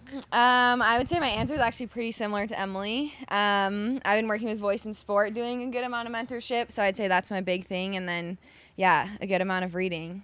Nothing too exciting as well. Well, it was sort of, when we just had Shelly-Ann, we just kind of said that her DMs must just be crazy, right? Like it's fans, it's mothers, it's young girls who are looking for advice. So like with your work in Voice in Sport, like is that sort of, how do young girls go about reaching out to you for advice, and what are some of the the questions that arise? How do you choose who to answer to in your DMs as well? That's the tough part, right? Yeah, that's the tough part. Oh man. I used to be like really good at them. I feel like I would want to go through all of them and try to answer them, and then I just couldn't do it. It was taking too much time. But I'd say I think I try to look for the ones that are like related to Voice in Sport or kind of questions along that, or like steer them back to the platform to help them answer questions. But I'd say like most of the time it's a lot of like younger girls like going through like injuries or like not getting a period or losing their period. And so I'd say like it's a lot about that, like kind of nutrition and health and body image and injury. And you have to sometimes just like it's tough because everyone's different, right? And so how do you go about sharing your experience, or and like at the same time like pointing them towards like the right resources? What are the next steps there to try and be as big of a help as you can be? Yeah, I feel like trying to point them to the right resources. I think like again through Voice in Sport, it's awesome because there's like mentors, and then they also have like basically like psychologists and people like that on the platform that are more equipped to kind of help outside of just like sharing your own experience and hopefully like inspiring in some way. So kind of a combination of both. Did you send DMs when you were younger? Like I imagine like there's probably an old DM to Shelly-Ann that you sent in high school, and now like were you a fangirl? I don't think I did. We've actually like talked about this on a couple runs. Like I actually am so impressed with like the high school kids these days, like that are DMing, because I'm like, I don't think I would have been like bold enough to say that. Like people, I feel like they just like shoot their shot. It's like great. Like they'll like share like a bunch of their life story. I don't know, or ask like, you know, questions and share about their life. And I'm like, that's amazing. Like, I don't know. I just think the way that you can like interact with people now is even so different than, yeah. Do you two think that you would have thrived if social media had been as big as it is now? Absolutely not. Like absolutely. YouTube, like no, you guys wouldn't be YouTubers and doing like all the extra stuff. Oh man, no! I look back at pictures of myself in high school, and I'm like, I don't need more pictures of those out there. Like, I don't know who I was, but like, no, thank you. Yeah. I don't know how to dance. I'm not coordinated. I'm not doing any TikTok anything. I'm like, no. Emily, I feel like you were definitely DMing people. Me? Yeah, in high school, were like no.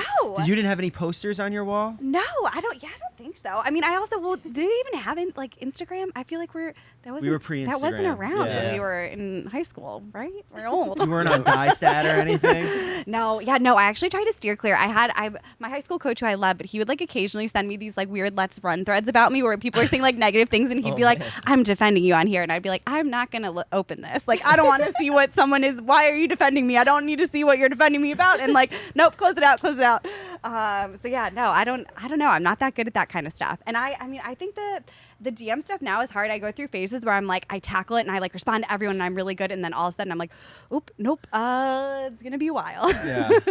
So this is a tough question. So you can both take a breath. And I've asked a few people this and they've given good responses. So I'm hoping for big things. Oh man. If you were a young girl or someone, you know, like a younger fan of the sport, and there's all of these athletes out there on the track that, you know, we don't have teams, like we are rooting for individuals.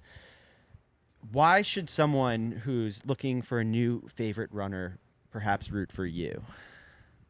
Like what is it about you and your story that you're doing that you think like some random person who's never met you before should be behind you? Well, I feel like I also want to hype that. I'm like, I feel like you should be behind a lot of us. Like, I'm like, don't take just me. Like, I'm like, you got to get us all. I'm like, we all have like, I don't know, we all have so many trials and hardships. And I just feel like we all have really unique stories and everyone's gone through things. But I do think I have a lot of friends who have similar hip issues, which I think like that's my, like a lot of if people. If you have hip issues. Yeah, if you got hip dysplasia. The grandmas out there looking for a new favorite 5K runner. A kid sees a doctor with a hip issue, and then like they hand him also a photo of Emily. It's like, put this one on your wall. It's like a barbershop, you walk in and it's like, what haircut do you want? Like, what hip do you want? Yeah. Emily. Yeah, similar, yeah. Oh man. Yeah, I guess I would say similar to Emily. I think even though it is so like such an individual sport, I think it is like the collective of following so many different people and seeing like, I think I remember actually like, this was a couple months ago or something, or maybe last year, but Steph Bruce had posted something basically about how like when someone's up in the sport, someone else is down. And it's just like, I mean, I think we were even talking about this yesterday. Like, Sean had made a comment. He was just like, it's so interesting to be in the Team 10 area. And he's like, you see people coming back that have just medaled, and you see people like that didn't have a great race, and you see people that like got injured or didn't even finish. And it's just like, he's like, it's really like jarring. Like you see just like the whole like spectrum of like emotions and feelings. And I think in that way, it's like, ideally that's what you get from following a lot of people in the sport, is you see that there are people that are like up at some times in the highest of like their career, and there are people that are at their lows, but that it's like, yeah, you're like maybe getting some inspiration depending on like where you're at in your own journey. Yeah, and then it's all part of it. I feel like that's something too. I feel like it's easy to see these performances and to be like, oh man, like this person just thrives all the time. It's so easy for them. And I'm like, some people, I'm like, maybe it is really easy for them, but everyone has their trials. And like, I think that's part of what makes this sport really, really cool and really incredible, because that we all go through that. And to see the ups and downs, I feel like to let you know, like, you're not alone. It's part of it. And like, if you just keep working hard and you're passionate and you care about this and you want to do well, I feel like you'll do well. And I think, I don't know, I feel like we have a lot of good role models in that. Like I follow everyone. I'm like, I'm like going to list off all the people. I'm like, yeah, female distance runners I have like a special soft spot for, but yeah. Well, yeah, because I mean, we talked to Kira D'Amato about this a little bit, and just like the photos that we posted of, Sarah, Emma, and Kira crossing the finish line in the marathon, like, she got a ton of shares. People were posting on their Instagram stories, a ton of likes, and the comment section's like, I'm so emotional over this. And you kind of see that to some people it's like, oh, I just ran a marathon, I just ran fast.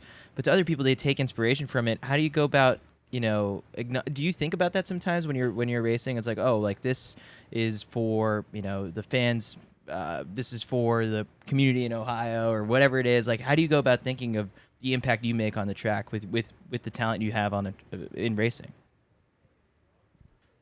I think maybe more leading into it than during the race, but I feel like that gives me confidence, and knowing that we all have so much support, and coming from, I love Northeast Ohio, and like I was sad to miss the Guardian Mile, but I was going to say, that's where you would, maybe would have been Johnny there. Ran 3:46. I'm like, gosh, like lights out. I'm like, man, and I was just like seeing everyone in Cleveland, posting there in Cleveland. I'm like, Cleveland. But I don't know. It's really special. It's really cool, and I think that is something positive I find about social media and connecting with so many people, and even after the prelim for the 5K, I went up to the stands to see my parents and husbands, and had like multiple coaches from Northeast Ohio be like, I coach at Hudson, I coach at Mags, and like giving me like listing all these schools and being like, we have girls that run the 800, and like you ran the 800 in high school, and just I don't know, it's like that stuff just gets me so hype, and I'm like, I'm gonna do this for them. And that's, I think, when I get a little too hype and I have to reel myself back in and be like, oh, you can't just will it,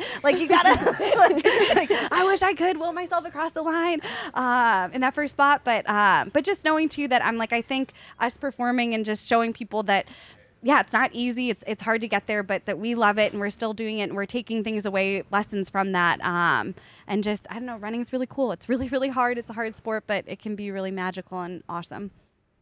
Yeah. I want to ask a little bit about all of track and field. What event would you guys be the absolute worst at? If you had to do, like, what are you scoring the least amount of points on in the World Athletics scoring table? Pole vault doesn't count. Oh, okay. I would love to do the pole vault. Maybe it does. Well, no, I don't think I'd be good at it. But actually, I wish I could be a pole vaulter. Yeah, I actually think the hurdles would take me out. I just don't have any hip mobility, so I'm like, I barely have hip flexion to like just lift my legs to run. But I'm like, can you imagine me over a hurdle? I just got from like running into a hurdle, like just like running next to one, and I just got attacked. And like, yeah, I have this scar by my hip scars. It's like a big gash, and they don't like me. I don't know. Sorry, it's weird. All right, hurdle. Yeah, no steeplechase coming anytime soon. Yeah, no, I wish, but I don't, probably not. She also said she's going to take up trail running because it doesn't require much hip mobility / knee flexion. And then we were like, well, you still, Max, I think Max was like, you still got to lift up your feet over like the rocks and things. Never mind. I was like, I don't think that's for me either. Like, I don't know what I can do. The 5K?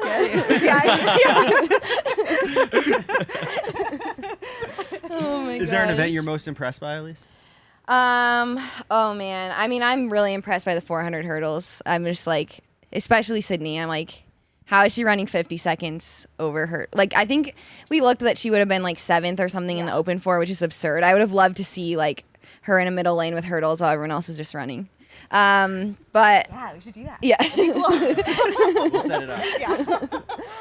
But yeah, oh man, I'm very impressed by pole vault and wish I could do it, because again, they make it look so easy. They just like go up and over the bar, and I'm like, it's so much more complicated than it looks. Well, then you've also got that, what's it, like best friend relationship with Val Allman. So can you kind of, for the people who may not be as familiar, can you describe like when that started and like what's that like? Because I think she goes out there to watch you race. She goes crazy for you. I don't know if you see that. And you return the favor. So what's that like?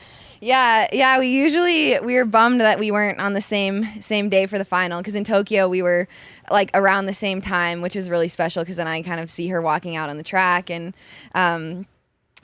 we are both from kind of a similar area, so we went to high schools that were like 10 minutes apart.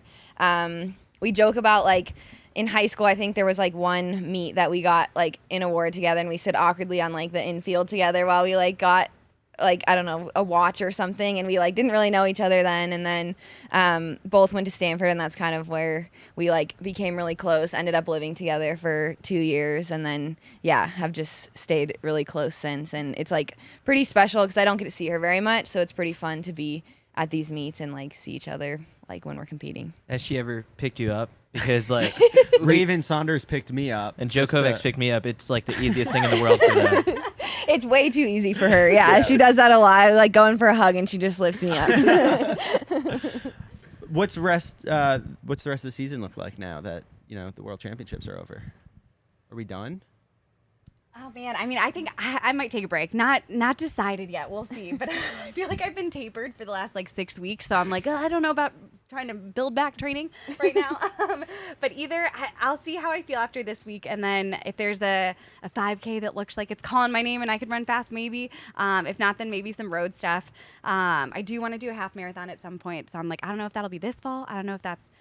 Yeah, we'll see.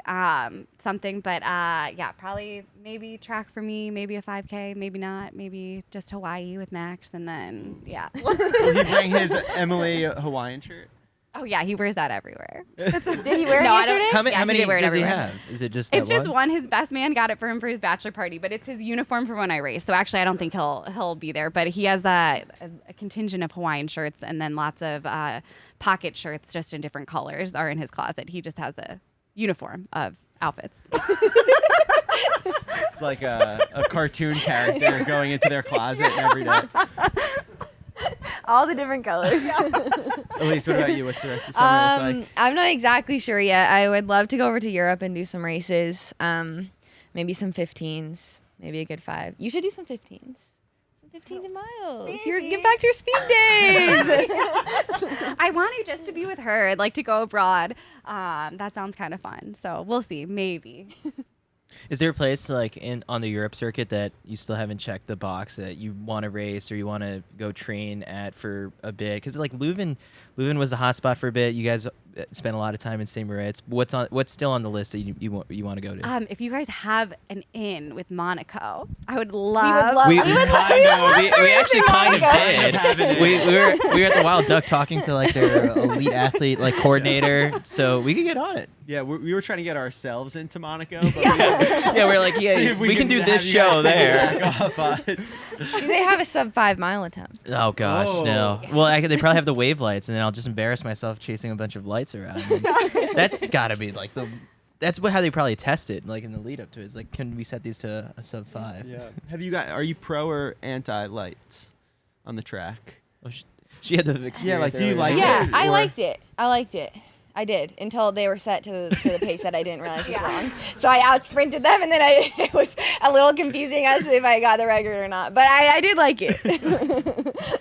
Emily, do you like them or what? Good for the sport or bad for the sport? I think they're good for the sport. I think they're good. I mean, I do think that was an instance where I'm kind of like, I was like, and then I'm like, what? I'm like, how did that I feel like happen? that's one of those things where it's like not good for the sport because then people that are watching are actually so confused as to what just happened. Yeah, which is a bummer. But I feel like if I'm like, gotta tweak that because I'm like, just frustrating watching that because I'm just like, it was there. But I think it's good for the sport overall, just as long as that doesn't happen again. We don't want to see someone out sprinting the lights and then not. We've had the ears of like some big wigs in the sport this week somehow, and we've given our suggestions of how we would change things or thrown out some ideas. Do you guys have any ideas that we can pitch to our really good friend Sebco? Yeah, you guys, you have the in now. Yeah, we're boys, I guess. We agreed to a third interview with us in Budapest. Oh, next dang. year. Yeah. Do you have any ideas? What can we do? What did you guys pitch? What are your? We like, said less meats. I said way less meats. Okay.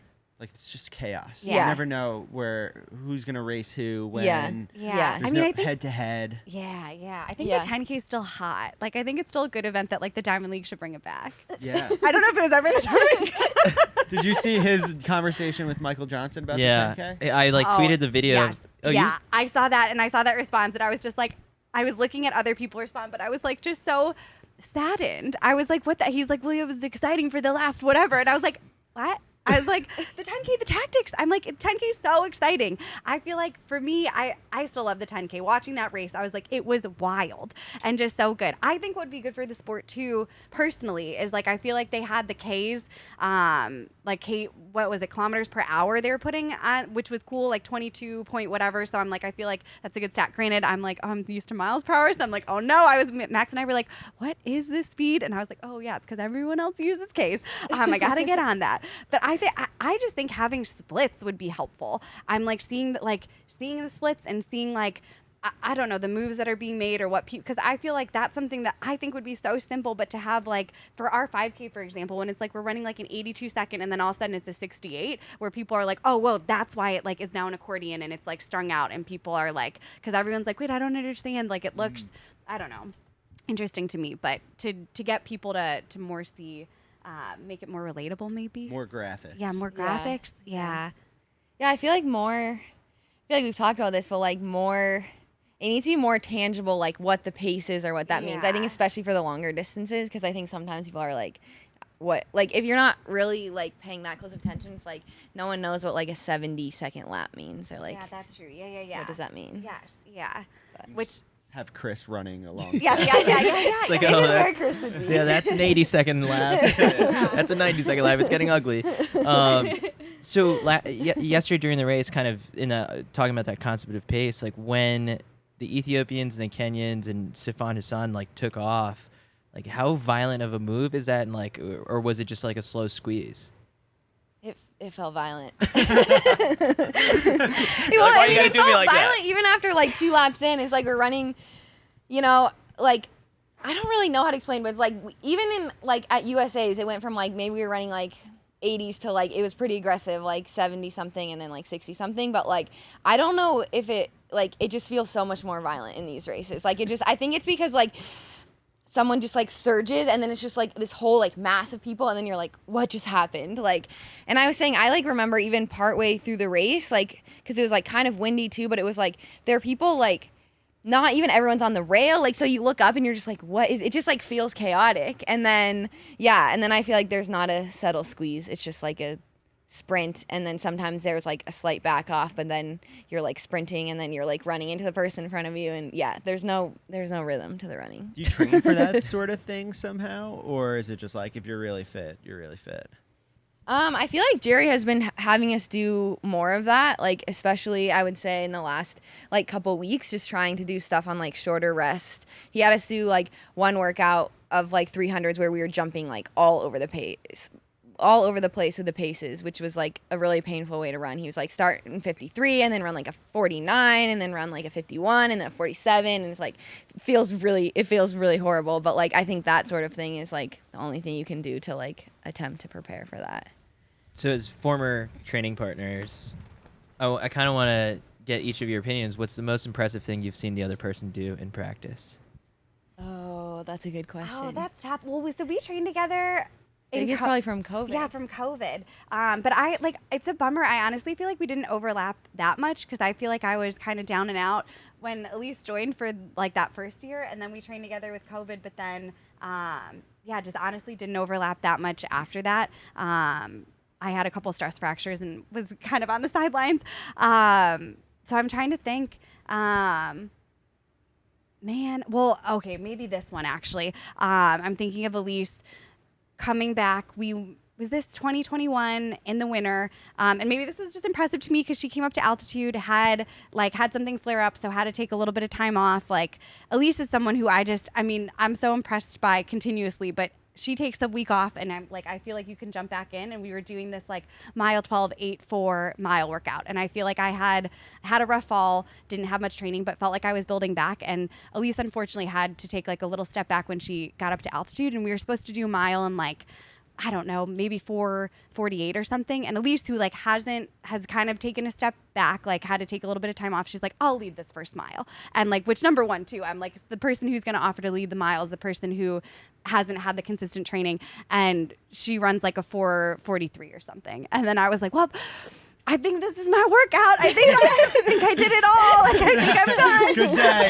I don't know if that's the most impressive, but just knowing, I feel like from where she was at, and I think just seeing her to bounce back from having those trials and bounce back from having something happen where she had to kind of take a step back and then to just like come back in and to be like, just like, she's so tough and she's so good and just works so hard. And I'm like always like endlessly impressed by that. So. Wow, that was nice. Yeah. That turned into like very complimentary. You don't have to say something nice about Emily. That's how it works. Yeah. Well, I'm going to talk about Emily's speed because she always is like, I don't have speed. I'm so old. Oh my God. And I remember this workout that we did during COVID. It was just the two of us. And we did, I don't remember exactly what it is, but we were doing like 200s and 300s. And she was like doing her classic, like, I'm not very fast, blah, blah, blah, blah. And it was like after your surgery. And I'm pretty sure you set like PRs in like the 200 and 300, and she was just like running really fast, and she is just really funny because she's always talking about how she's old and can't move her legs, and I'm like, you have that 800 and 1500 speed still, and she'll hang on to you and is tough as nails. So you were talking about altitude. You're like one of the highest responders ever, right? That's like a stat I thought I heard. Yeah, well, yeah, Jerry told me that I have the worst blood levels he's ever seen. It's the worst blood levels. Or that like they're so low naturally. He's like, I don't know how you're so good. Like your hemoglobin and hematocrit are worse than like any jogger I've ever seen. He told me I have the shittiest blood he's ever seen. Quote from Jerry. He's like, I've never seen shittier blood than your blood pre-altitude. So like whatever that means, but I think it's because it's so low that like you can only go up. It was like a backhanded compliment. He's like, this looks amazing, but like your baseline was really I know, he was bad. Like, he's like, I can't believe. He's like, so this is, they had to test me, Robert Chapman. I think they tested me multiple times, multiple days, because they couldn't believe whatever my level was. Like, they're like, there's no way you're this good and you're this low. Like your hematocrit, your hemoglobin, like they're like, you're not doing this test right. And like, I did it like multiple days, and then I did it like, and it still didn't go up to like where everyone else's baseline was, but it was like way higher than Jerry's. Like, well, I guess you probably should just live at altitude. Wow. But yeah, so there's that. Well, 5K today. Do we have any predictions for the men? I'm pulling for Grant. I feel like we're gonna get a medal. I'm like really excited. He's looked so good. I think he can do it. I'm like, yeah. I feel like it's in there. I think he's got a really good shot. Yeah. He's coming back with a vengeance. Yeah. And Mo, how's he been looking in training? Mo's been looking good too. I feel like Mo will be up there. I feel like the two of them work really well together too, so I'm excited to see what kind of race. Love to see them both. I love Mo. Yeah. Like, can never count Mo out. He's so great. Yeah. How loud do you two get in the stands for, like, you know, your teammates or former training partners? Like, are you big screamers? I think we had Shelly-Ann was telling us that she's like on the seats at the champs in Jamaica, yelling, going insane. Yeah. She chooses not to sit with all the politicians. And then Courtney was here yesterday, and she was like, "Yeah, you know, I'm not that loud." I feel like I'm a screamer, like a shriek screamer. Like doesn't sound good. Like especially when like, you know, if you're watching, like, I don't know, like I would say watching like the men's 10K at the end and seeing Grant, and you're just like jumping, like I was watching it from up in Park City, but like jumping up and down on the couch, just like shrieking basically. I legitimately last year at the Olympics, I think Grant's race was the one I yelled the most for. Yeah. I was yelling at the end of the 1500. That one was also gambling purposes. Yeah. No. Dangerous. Well, before you guys go, we need you to sign the flag if there's any space left. But I've also been very critical of everyone's signature. Oh no. Oh no. Well, you're so like make sure you do your best job. What's here. the best one you've seen? I like when people write their personal bests. I think that's cool. So that's Trevor, and then it's Rye. Oh, cool. And it helps us identify who's who. Oh, yeah. What do you remember about the first autograph you signed? Oh my gosh. I don't even know. Because now I feel like we're in a selfie generation where it's like it's a lot of selfies, but less so on autographs. Yeah. I honestly can't even remember. I feel like that's kind of bad, but I feel like it all blurs together. I don't know. But yeah, I don't get asked for my autograph that often. I feel like selfies more often. Sometimes at Nike Track, like last week when I was doing workout and I was like in the middle of like doing some 400s and taking short rest, and someone was like, a selfie, and I was like, in the middle. Yeah, and I was like, oh, that's tough. I was like actually dying, and I was like, what's happening? Before a race, when someone asks, like, comes up and you're warming up, they want a picture or autograph, and you feel very rude. It's like, not now. Yeah. I think that's hard. Yeah. I'm really bad at like saying no too, but you're also like, but can you come back later? Yeah. We're such a weird bubble where like that only happens here, right? Yeah. It's the perfect amount of fame, I think, running. Yeah. Yeah. It's very approachable. no one's going, especially, I don't know.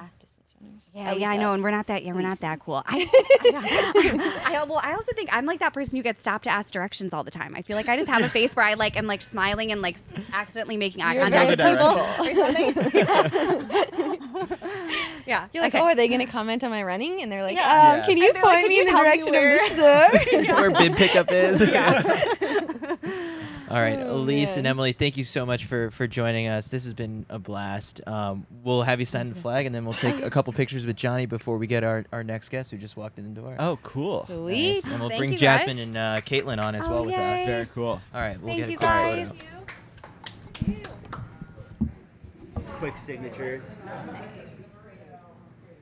Oh, I want to go by Kate and Courtney.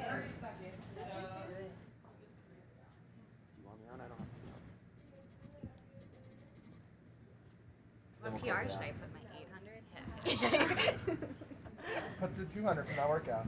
Oh shoot, 206. Oh, that's going down. All right, quick pick. Thank you guys. No, of course. This is so fun. It's always the fun part of the live show where we just make the audience hang out for a second. And then when I'm on the air, I show my butt to all the viewers by accident. Wait, did that happen? Oh yeah, I'll show you the screenshot. Awesome. All right. Thank you so guys. much. Thank you so guys. much. Appreciate it. All right. All right, ladies. TT's on the phone, but maybe you guys can come on and prep them. All right, now we've got fresh off the celebration, world championship gold medalist, the anchor of the epic 4x1 that took place last night. TT Terry is in the house, and we're bringing on the Out of the Blocks podcast stars, Jasmine Todd and Caitlin Hutchison, to join us. Shades are on. How was the celebration last night? You can grab a mic. The celebration was great last night, you know? Denny's? Is that where you No. went? No? It was the last We went to the Drake bar. A lot of athletes was there. You didn't see her there? You guys went? Yeah. Huh? No, I we was did not. somewhere else. Doing things. I just heard about it. Living my also best somewhere life. How does it feel one day later? You guys put on such a crazy show. The fans went wild, and your celebration. Oh, it was epic.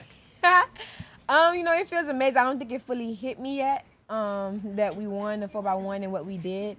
So I'm just still here, just living in the moment, you know, enjoying all the fans and the congratulations, you know, stopping, taking pictures, signing autographs, and make everyone day. So I'm just here, honestly. You get the baton. Now, can you take us through what that's like for you mentally? Is it like hold on for dear life and hold this lead, or is it just like I know I'm gonna win this? Mentally, going into the race, I just trusted the ladies would do their part. You know, we had the chemistry. We know, like you can have the 4 fastest runners, men or women, but if you can't get the stick around, what are you doing? So we just focus on what our job was. You know, the incoming runner, make sure you push that baton. The outgoing runner, stay patient, wait on your mark.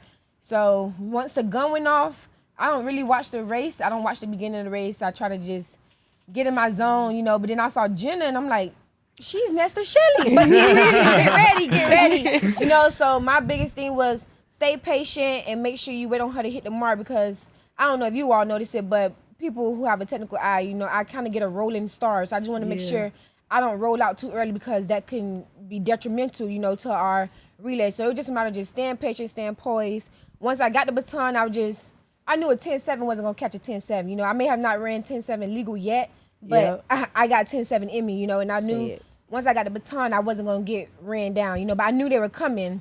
So I just focused on myself, don't break form, stay relaxed, stay patient, because like I told other reporters, at the end of the day, everybody end goal, we want to get on that podium. So I knew not only was Sharika coming, but everybody was gonna be coming. I just ran my own race. Now, you already know about the viral picture of you on Twitter with you and Jenna, and she's grabbing your wrist. Oh. And so Jasmine actually has had this happen to her multiple times because she's been on relays with Jenna. And so I just want to know what your thoughts was behind it, because it's a lot of people that ain't never seen nothing like people that. People are like, whoa, I can't believe this happened. She does this? They were like, is this legal? Like, what's going on? So I actually didn't, I felt something, but I didn't feel that. I don't know what I thought it was. You know, I didn't even know it happened till I saw the picture. So I was just as shocked as everyone else. You know, but we did what we needed to do to get the stick through.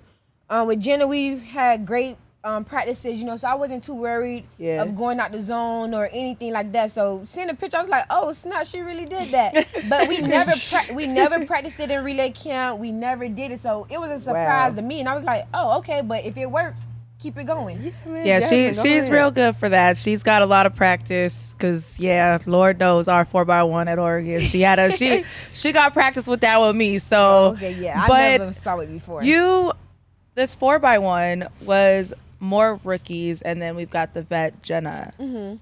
What was your guys' mindset going into this, knowing that you guys had a lot of rookies coming onto this world stage, coming on? You guys had experience in college, but college is very different coming into the professional on a world championship stage. You know, coming into it all comes down, it all boils back to chemistry. You know, we're 4 rookies. Jenna was the vet.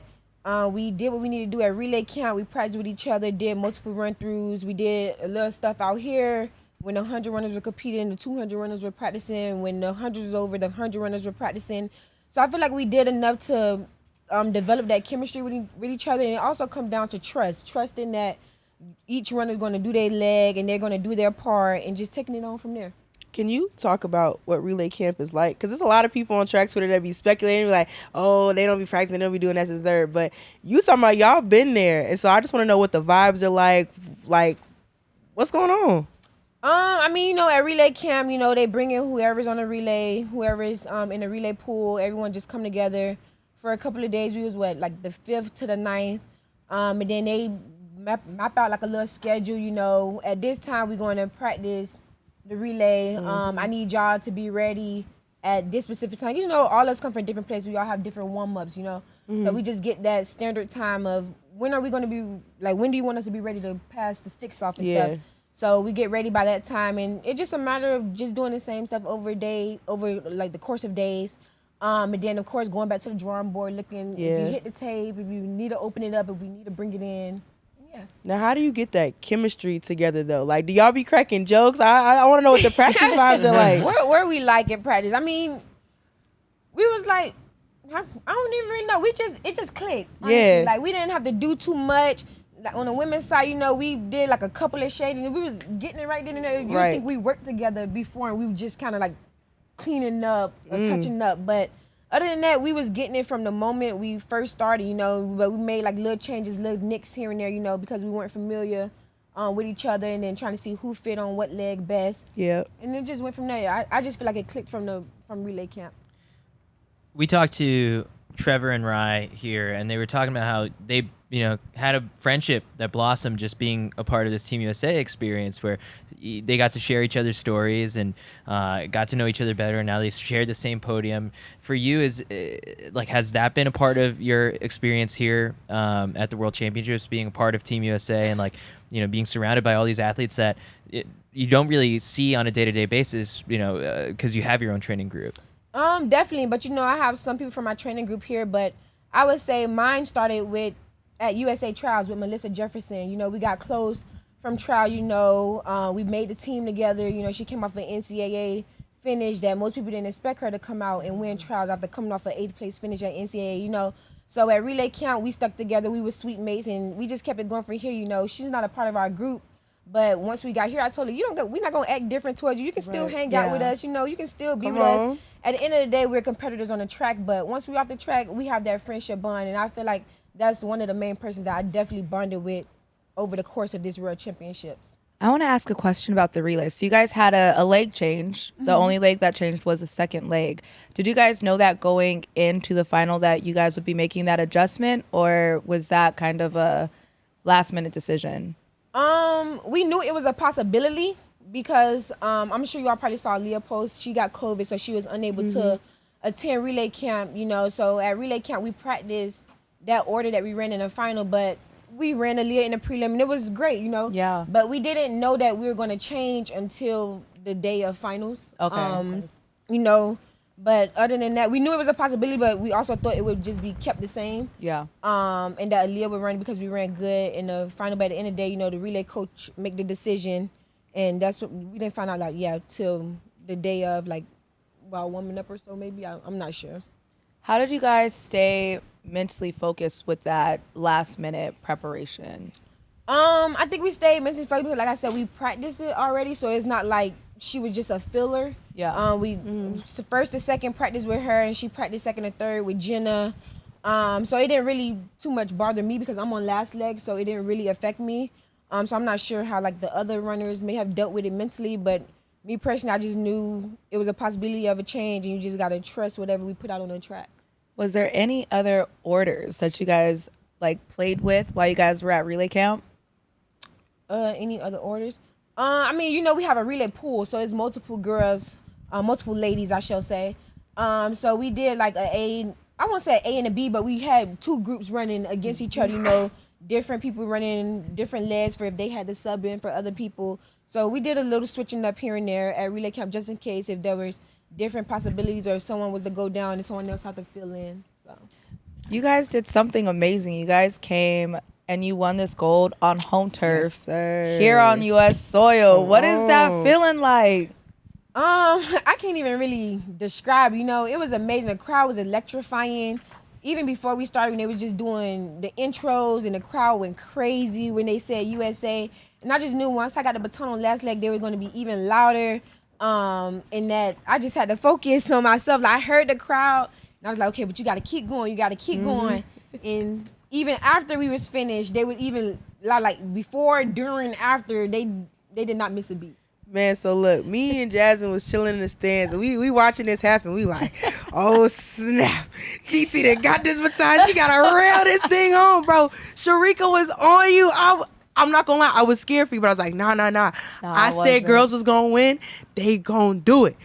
Bro, soon as you came through that finish line, this dude, he sent out the corner, like direct diagonal in front of us. He turned around, he like, USA. So all of us just get up, we just go, USA. And I'm like, oh snap. They just pulled off the wildest thing this entire meet, because a lot of people is like, you know, Jamaica, 1, 2, 3, like how you don't have the medal. But the thing is that obviously you know a lot about is that it's all about technique. And we talked to Tiana Bartoletta about it yesterday too. She said, you know, when they first broke the world record, like in terms of individuals, none of them was on par with what those Jamaicans were running. But they had such great chemistry and like were so technical with like how they did their handoffs and stuff that when it came together, they were able to pull off something so great. And you were also able to do the same thing as well. Yes. TT, I got the newest edition of our friends from New Gen on the magazine. You're the cover girl. Yes. I mean, we've got back cover, front cover, some absolute amazing pictures on the inside. What's the reaction been to this? Tell me a little bit of how this came about. The reaction to that, oh my gosh. You know, I did that photo shoot during trials. So I know we did the photo shoot, but I didn't know how everything was going to come together. You know, I didn't know how they was going to put the magazine together, what they were going to do with the photos. So just being able to see it in person was such an amazing feeling. Being on the front cover, the back cover, like the first page, the third page, the next few pages. Every page. It was amazing, you know, and then they had the little event down at Track Time Pizza. You know, I stopped by for like 30 minutes. How was that? It was great. Like, you know, seeing my magazine on the table and so many people walking around with my magazine with my face on the cover. And then people started to recognize me. They was like, wait, you're the cover girl. Wait, this is the cover girl. Yes. Like, can we take a picture? Can you sign it? Can we do this? Can you do that? So I was just smiling from ear to ear the moment I got in the car, because it was just like an amazing feeling, you know, just seeing it. And a lot of people just walk around with a magazine with my face on the cover. And I just loved it. It feels like you're a star, like you should be, right? Definitely. Yo, I have to ask, because when he opened this, I seen this Candy Crush. My dad plays Candy Crush like there is no tomorrow. My mom says all your faces. My mom says that is his mistress, Candy Crush. You are on level 1,842. Are you serious? Yeah, but I'm like I done passed that now. Oh my god. What are you at right now? Oh my Let's goodness. see. She about to pull it out and show us. I think I'm at probably 1853 maybe. I'm stuck right now. Do you so. be playing Candy Crush in between practice reps or something? Oh no, my coach charged me $20. He'll charge me $20. I'm on. Let's see. Hold on, wait. The little daily treat machine. She finna start playing on the show, y'all. She about to start Future playing. Gotta sponsor. get all my All little right, interview treats. over. I'm on 1848 now. Oh my God. Goodness. I don't know what that means When at did you all, but the start playing reaction. Candy Crush? I don't even remember when I started playing, but I know it was a big game like in college when we travel. Yeah. So we would pass each other our phones and be like, "Can you pass this level for me? Can you pass that level?" Oh, Like, that's so sweet we'd be like, I've been stuck though. on this level for a week. Can you pass this? And then it was like, you give it to them, and it's like they pass on the first try, and they give me this, and I pass on the first try. And it's like, are you Why is serious? I've been stuck this whole time, and you passing on the first try. So it was a big thing in college, you know. And then I just kept playing. I keep it on my phone, and I just play it here and there. And once I pass a level, it's like it just keep going. Like one time I played like 40 levels, like back to back passing on the first try. Dang. Oh my god. So you got a lot of fire fits in this magazine. So I want to know, and everybody wants to know, where does the drip come from? What's the inspiration? It came from me. The medal goes I don't well. know. I kind of just see stuff and I just put it together. Like that outfit on the front cover with those shoes. No one would think like to wear sneakers with that type of outfit. But I saw the color of the outfit and I saw like a little piece of that color in the shoe. I was like, Right. oh, these gonna go perfect with this. So I tried it on, you know, sent a couple pictures like to my best friend, like, what you think it is? Even though she probably would have been like, oh, something else, I was just be like, well, I still like it. So Exactly. But Like you it know, I anyways. just thought of everything on the fly, like the green outfit in there. I brought that literally like the day before the shoot. And I was like, oh, this color look good on my skin. I'm gonna take Right. this. And I got shoes for it already. And then the other outfit, like this shirt nice. I'm gonna pair it with the ones and with the black socks, and I'm gonna throw some jean shorts with it, and it just went from there. Joe did. This past year for you, like it's just leveled up, and like you've got, I think, all these fans behind you. And you talked about, you know, that experience at Tracktown Pizza, but like the concept of having fans, like have you wrapped your head around that part, and like how do you handle it, like the victory lap After yesterday? last what night, what you got stood out plenty. to you? I think I'm still wrapping my head around it, but I do know that I have fans. You know, I call them my T-babies. Yes. I think T-babies, stand up. Yes. I think it struck out to me in 2018 when I went overseas to Finland when I made my first World Junior team. You know, and people from other countries recognize me, and I'm like, you want to take a picture with me? Like, y'all know me? Y'all not from the U.S. Like, how do you know me? And like, it wasn't just because they saw me with USA stuff on. It was like, Twanisha Terry, you did. Yeah. Like, Not. oh, you a fan for real? You know, so I still wrap my head around. You know, every day more people is discovering me when they see different clips going through social media, and then in Hayward, just being able to clap the hands and touch everyone was an amazing thing. You know, I made sure I didn't miss the little kids. You know, they couldn't really reach out, so I made sure to touch their hands so they didn't feel left out. It was just a great feeling. How'd you come up with T-babies though? I came up with that my sophomore year. The massage therapist, Miss Leona, we was in Gainesville, Florida Relays. And I was like, I need a name for my fan base or something like that. And we said something and she was like, T-babies. And I was like, yes, T-babies. That's and then we it. just came with it from there. Then I started using the hashtag where my T-babies and Yeah. stuff like that. Is there It just merch? stuck. It just not yet. We gotta Get get some. Coming. I want a Coming. shirt. Merch. I want a shirt. Not yet. Now not that you yet. on the cover I of a got magazine, you someone gotta to have hook merch. you up with that one. Yeah, it's So not yet. I don't have any merch yet, but I'm sure people will be. they'll buy it. that like wildfire. You got to experience Old Hayward, right? Of course, yes. And then now you're here at New Hayward. What's the biggest difference for you being in the stadium? You know, I experienced Old Hayward. You know, USC, we won. You ain't gotta rub it in my our face title like this, there, okay? You know? Dang, And so it was our dang, Old Hayward, dang. and then New Hayward opened up, and we won our title again. And then New Hayward, you know. Jasmine, tight, bro. What are we doing here, TT? You know, it was such an amazing feeling, you know, to be able. But it was really great, like to come back and see the stadium. Like it was a big difference, you know. The renovations were amazing. You know, we go under, and it's like you got all this under. You know, we haven't fully seen everything. Of course, we don't go there, but you know how I heard they have like a nail salon under there, a barber She was shop. just talking about that, It's bro. some of everything under there, and you know, it was just amazing to see. And you know, it bring that feeling like when you go overseas and you have them big stadiums. Yes. We are able to feel it at home. You know, so I loved it. I like Hayward.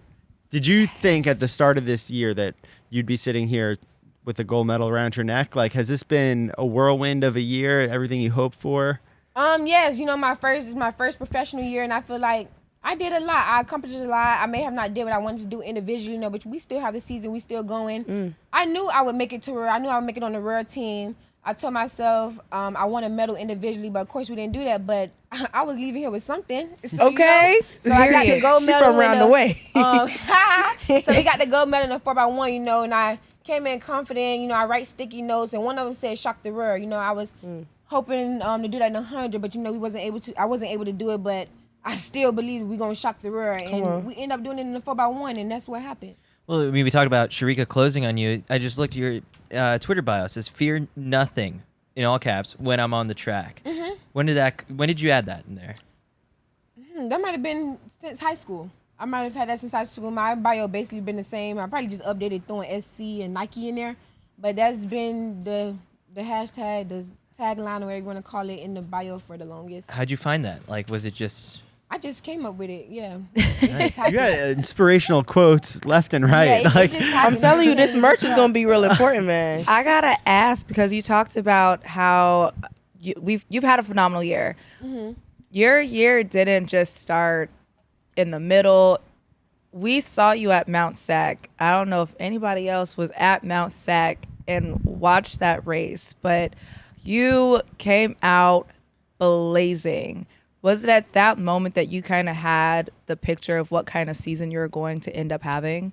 I don't think it was at that moment. I think that moment just added more confidence, because prior to the season, I sat down with my coach, talked about our goals, what we want to do, and I knew what I wanted to do.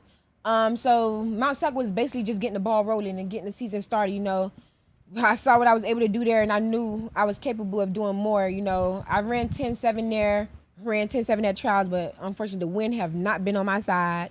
But we'll get there. You're gonna get there. Yeah. It was just a confidence booster, and it was just to open up to what this season has been.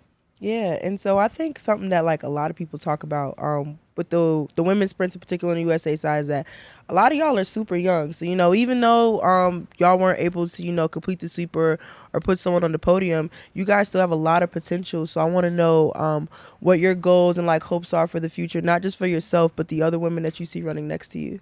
Definitely. I hope to see them ladies in more competition. Like you said, we're a young team on the women's side. We basically rebuilding.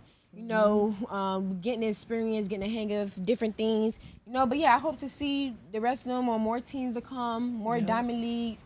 I just wish the success for everybody. We got to talk to Shelly a little bit earlier today, and we talked to her about her training group. You got a very, very unique training group. It's you got Shakira, you got Kyrie King.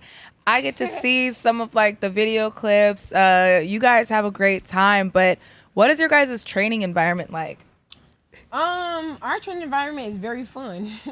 We just go there, we crack jokes, mess with one another, but we also serious at the same time. We know what each other's goals are. We know what we want to get out of it, so we motivate one another. We cheer each other on, talk crap to each other, be selling out to the men. It'd be like men versus women. Yeah. We do like we did chasers where the men have to like chase the women and see if they catch her. Oh, so that's why you wasn't scared when we was on the 4x1. Stay ready. I might have told myself, run like AB is behind you. And you all know AB is for Canada. He ran the first leg of their 4x1. Yes. So when we did chasers in practice, he didn't catch me, but he made me run and I made him run. And he's like, I ain't never run that fast. Like they had to dig like that. So just being able to bring that from practice over into the meets, So I feel like our practice group is a great environment. We're not always just track. Yeah. We just stuck up in track. We're able to loosen up and have fun with each other, and not even just see each other at practice. Being able to see each other outside of practice, do different things off the track, and not try to be too tied up into our sport. We had Marvin on here, and he's the brunt of everyone's jokes on Twitter. Everyone just cuts on him all the time. But we also got his like top 3 Twitter follows on from the track community. You're the queen of track and field Twitter. Who else is in your top 3? In my top 3? Caitlin? Yeah. Of course, yes. Definitely. I appreciate you, man. Who else? It's someone else that be tweeting with me as well, but I forgot her name. Shamir's good. Yeah, Shamir. She done definitely- passed love the me baton some on Shamir, to bro. you. Really good. She Yes. definitely did. I did see that. Yeah. I'm not sure. It's definitely Kaylin, and I don't know, like really. Come on. Definitely though. Yes, thank you. And then the other one is just like the big organization, like Rural Athletics, like being able to see like what Yes. time CITIUS or MAG. what CITIUS MAG, yeah. Yes. I'm so it's CITIUS MAG. Yes, I definitely y'all are. It's basically y'all three. Rural Athletics, CITIUS MAG, yeah, and maybe Team USA. Throw them in there too. Yeah, they be on it. They be on That's it. a good party. company, That's yeah, good yeah. company. When we talked to Shelly and we talked about how like when you go home to Jamaica, like there's just all these people celebrating and cheering. Like I'm sure it looks like when an NFL team goes back after winning the Super Bowl. For you, what's the celebration going to be like when you go back home? For me, I got to get back on the road. Yeah, right. Yeah. Got Yes. places to be. Right back to work. I'm literally going home and probably just in enough time just to do laundry and repack. Literally. Oh my I gosh. leave Yes. I get back on the 26th, but I leave on the 28th to go to Memphis.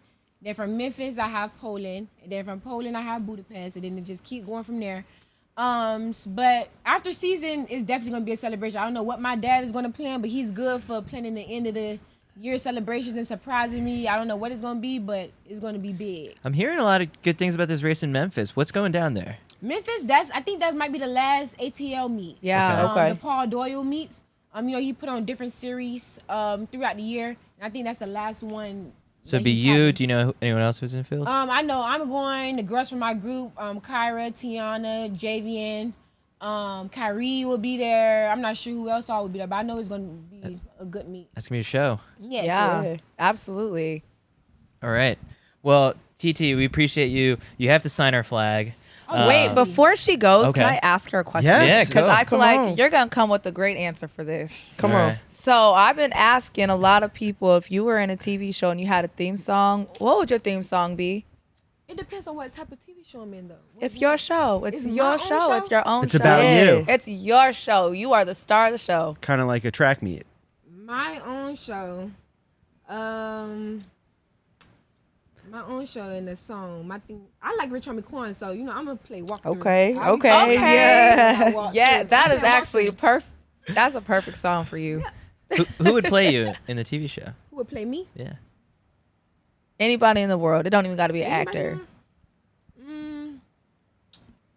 I don't know. I'll probably go with maybe Keke Palmer. I like her. Ooh, that's a good Okay. one. Really Actually, good I think that would be Yes, fire. yes, That would be that's real perfect. good. Palmer. Yes. I like that. Titi's on it with these ones. I like Oh, these yeah. answers. I got one more too.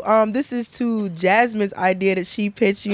She thinks it would be a great idea to have a red carpet at track meets so that way y'all can come off and show the drip. And if it's anything that this magazine proved, TT Terry got some drip.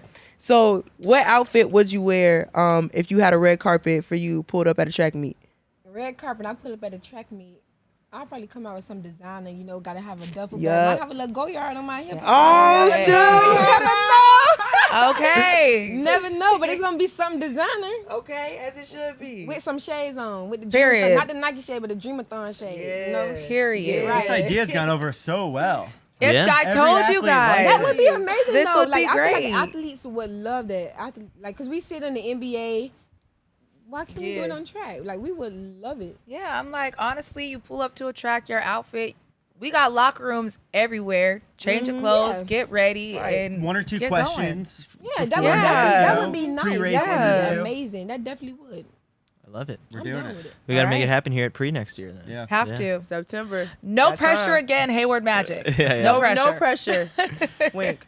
All right, TT. Well, thank you so much for joining us. This has Thank been a you. blast. I'm sure they want to do more stuff, and we'll get Johnny to take some pictures. There's a gold Sharpie there. Yeah. You need your Got name you. on that flag. Got you. Yes. So wait, do you sign any sort of time or event or like Yeah, with your I sign name? whatever my PR is at that time. Nice. Trevor did the same. Okay. Everybody gonna Yeah. get different signatures usually.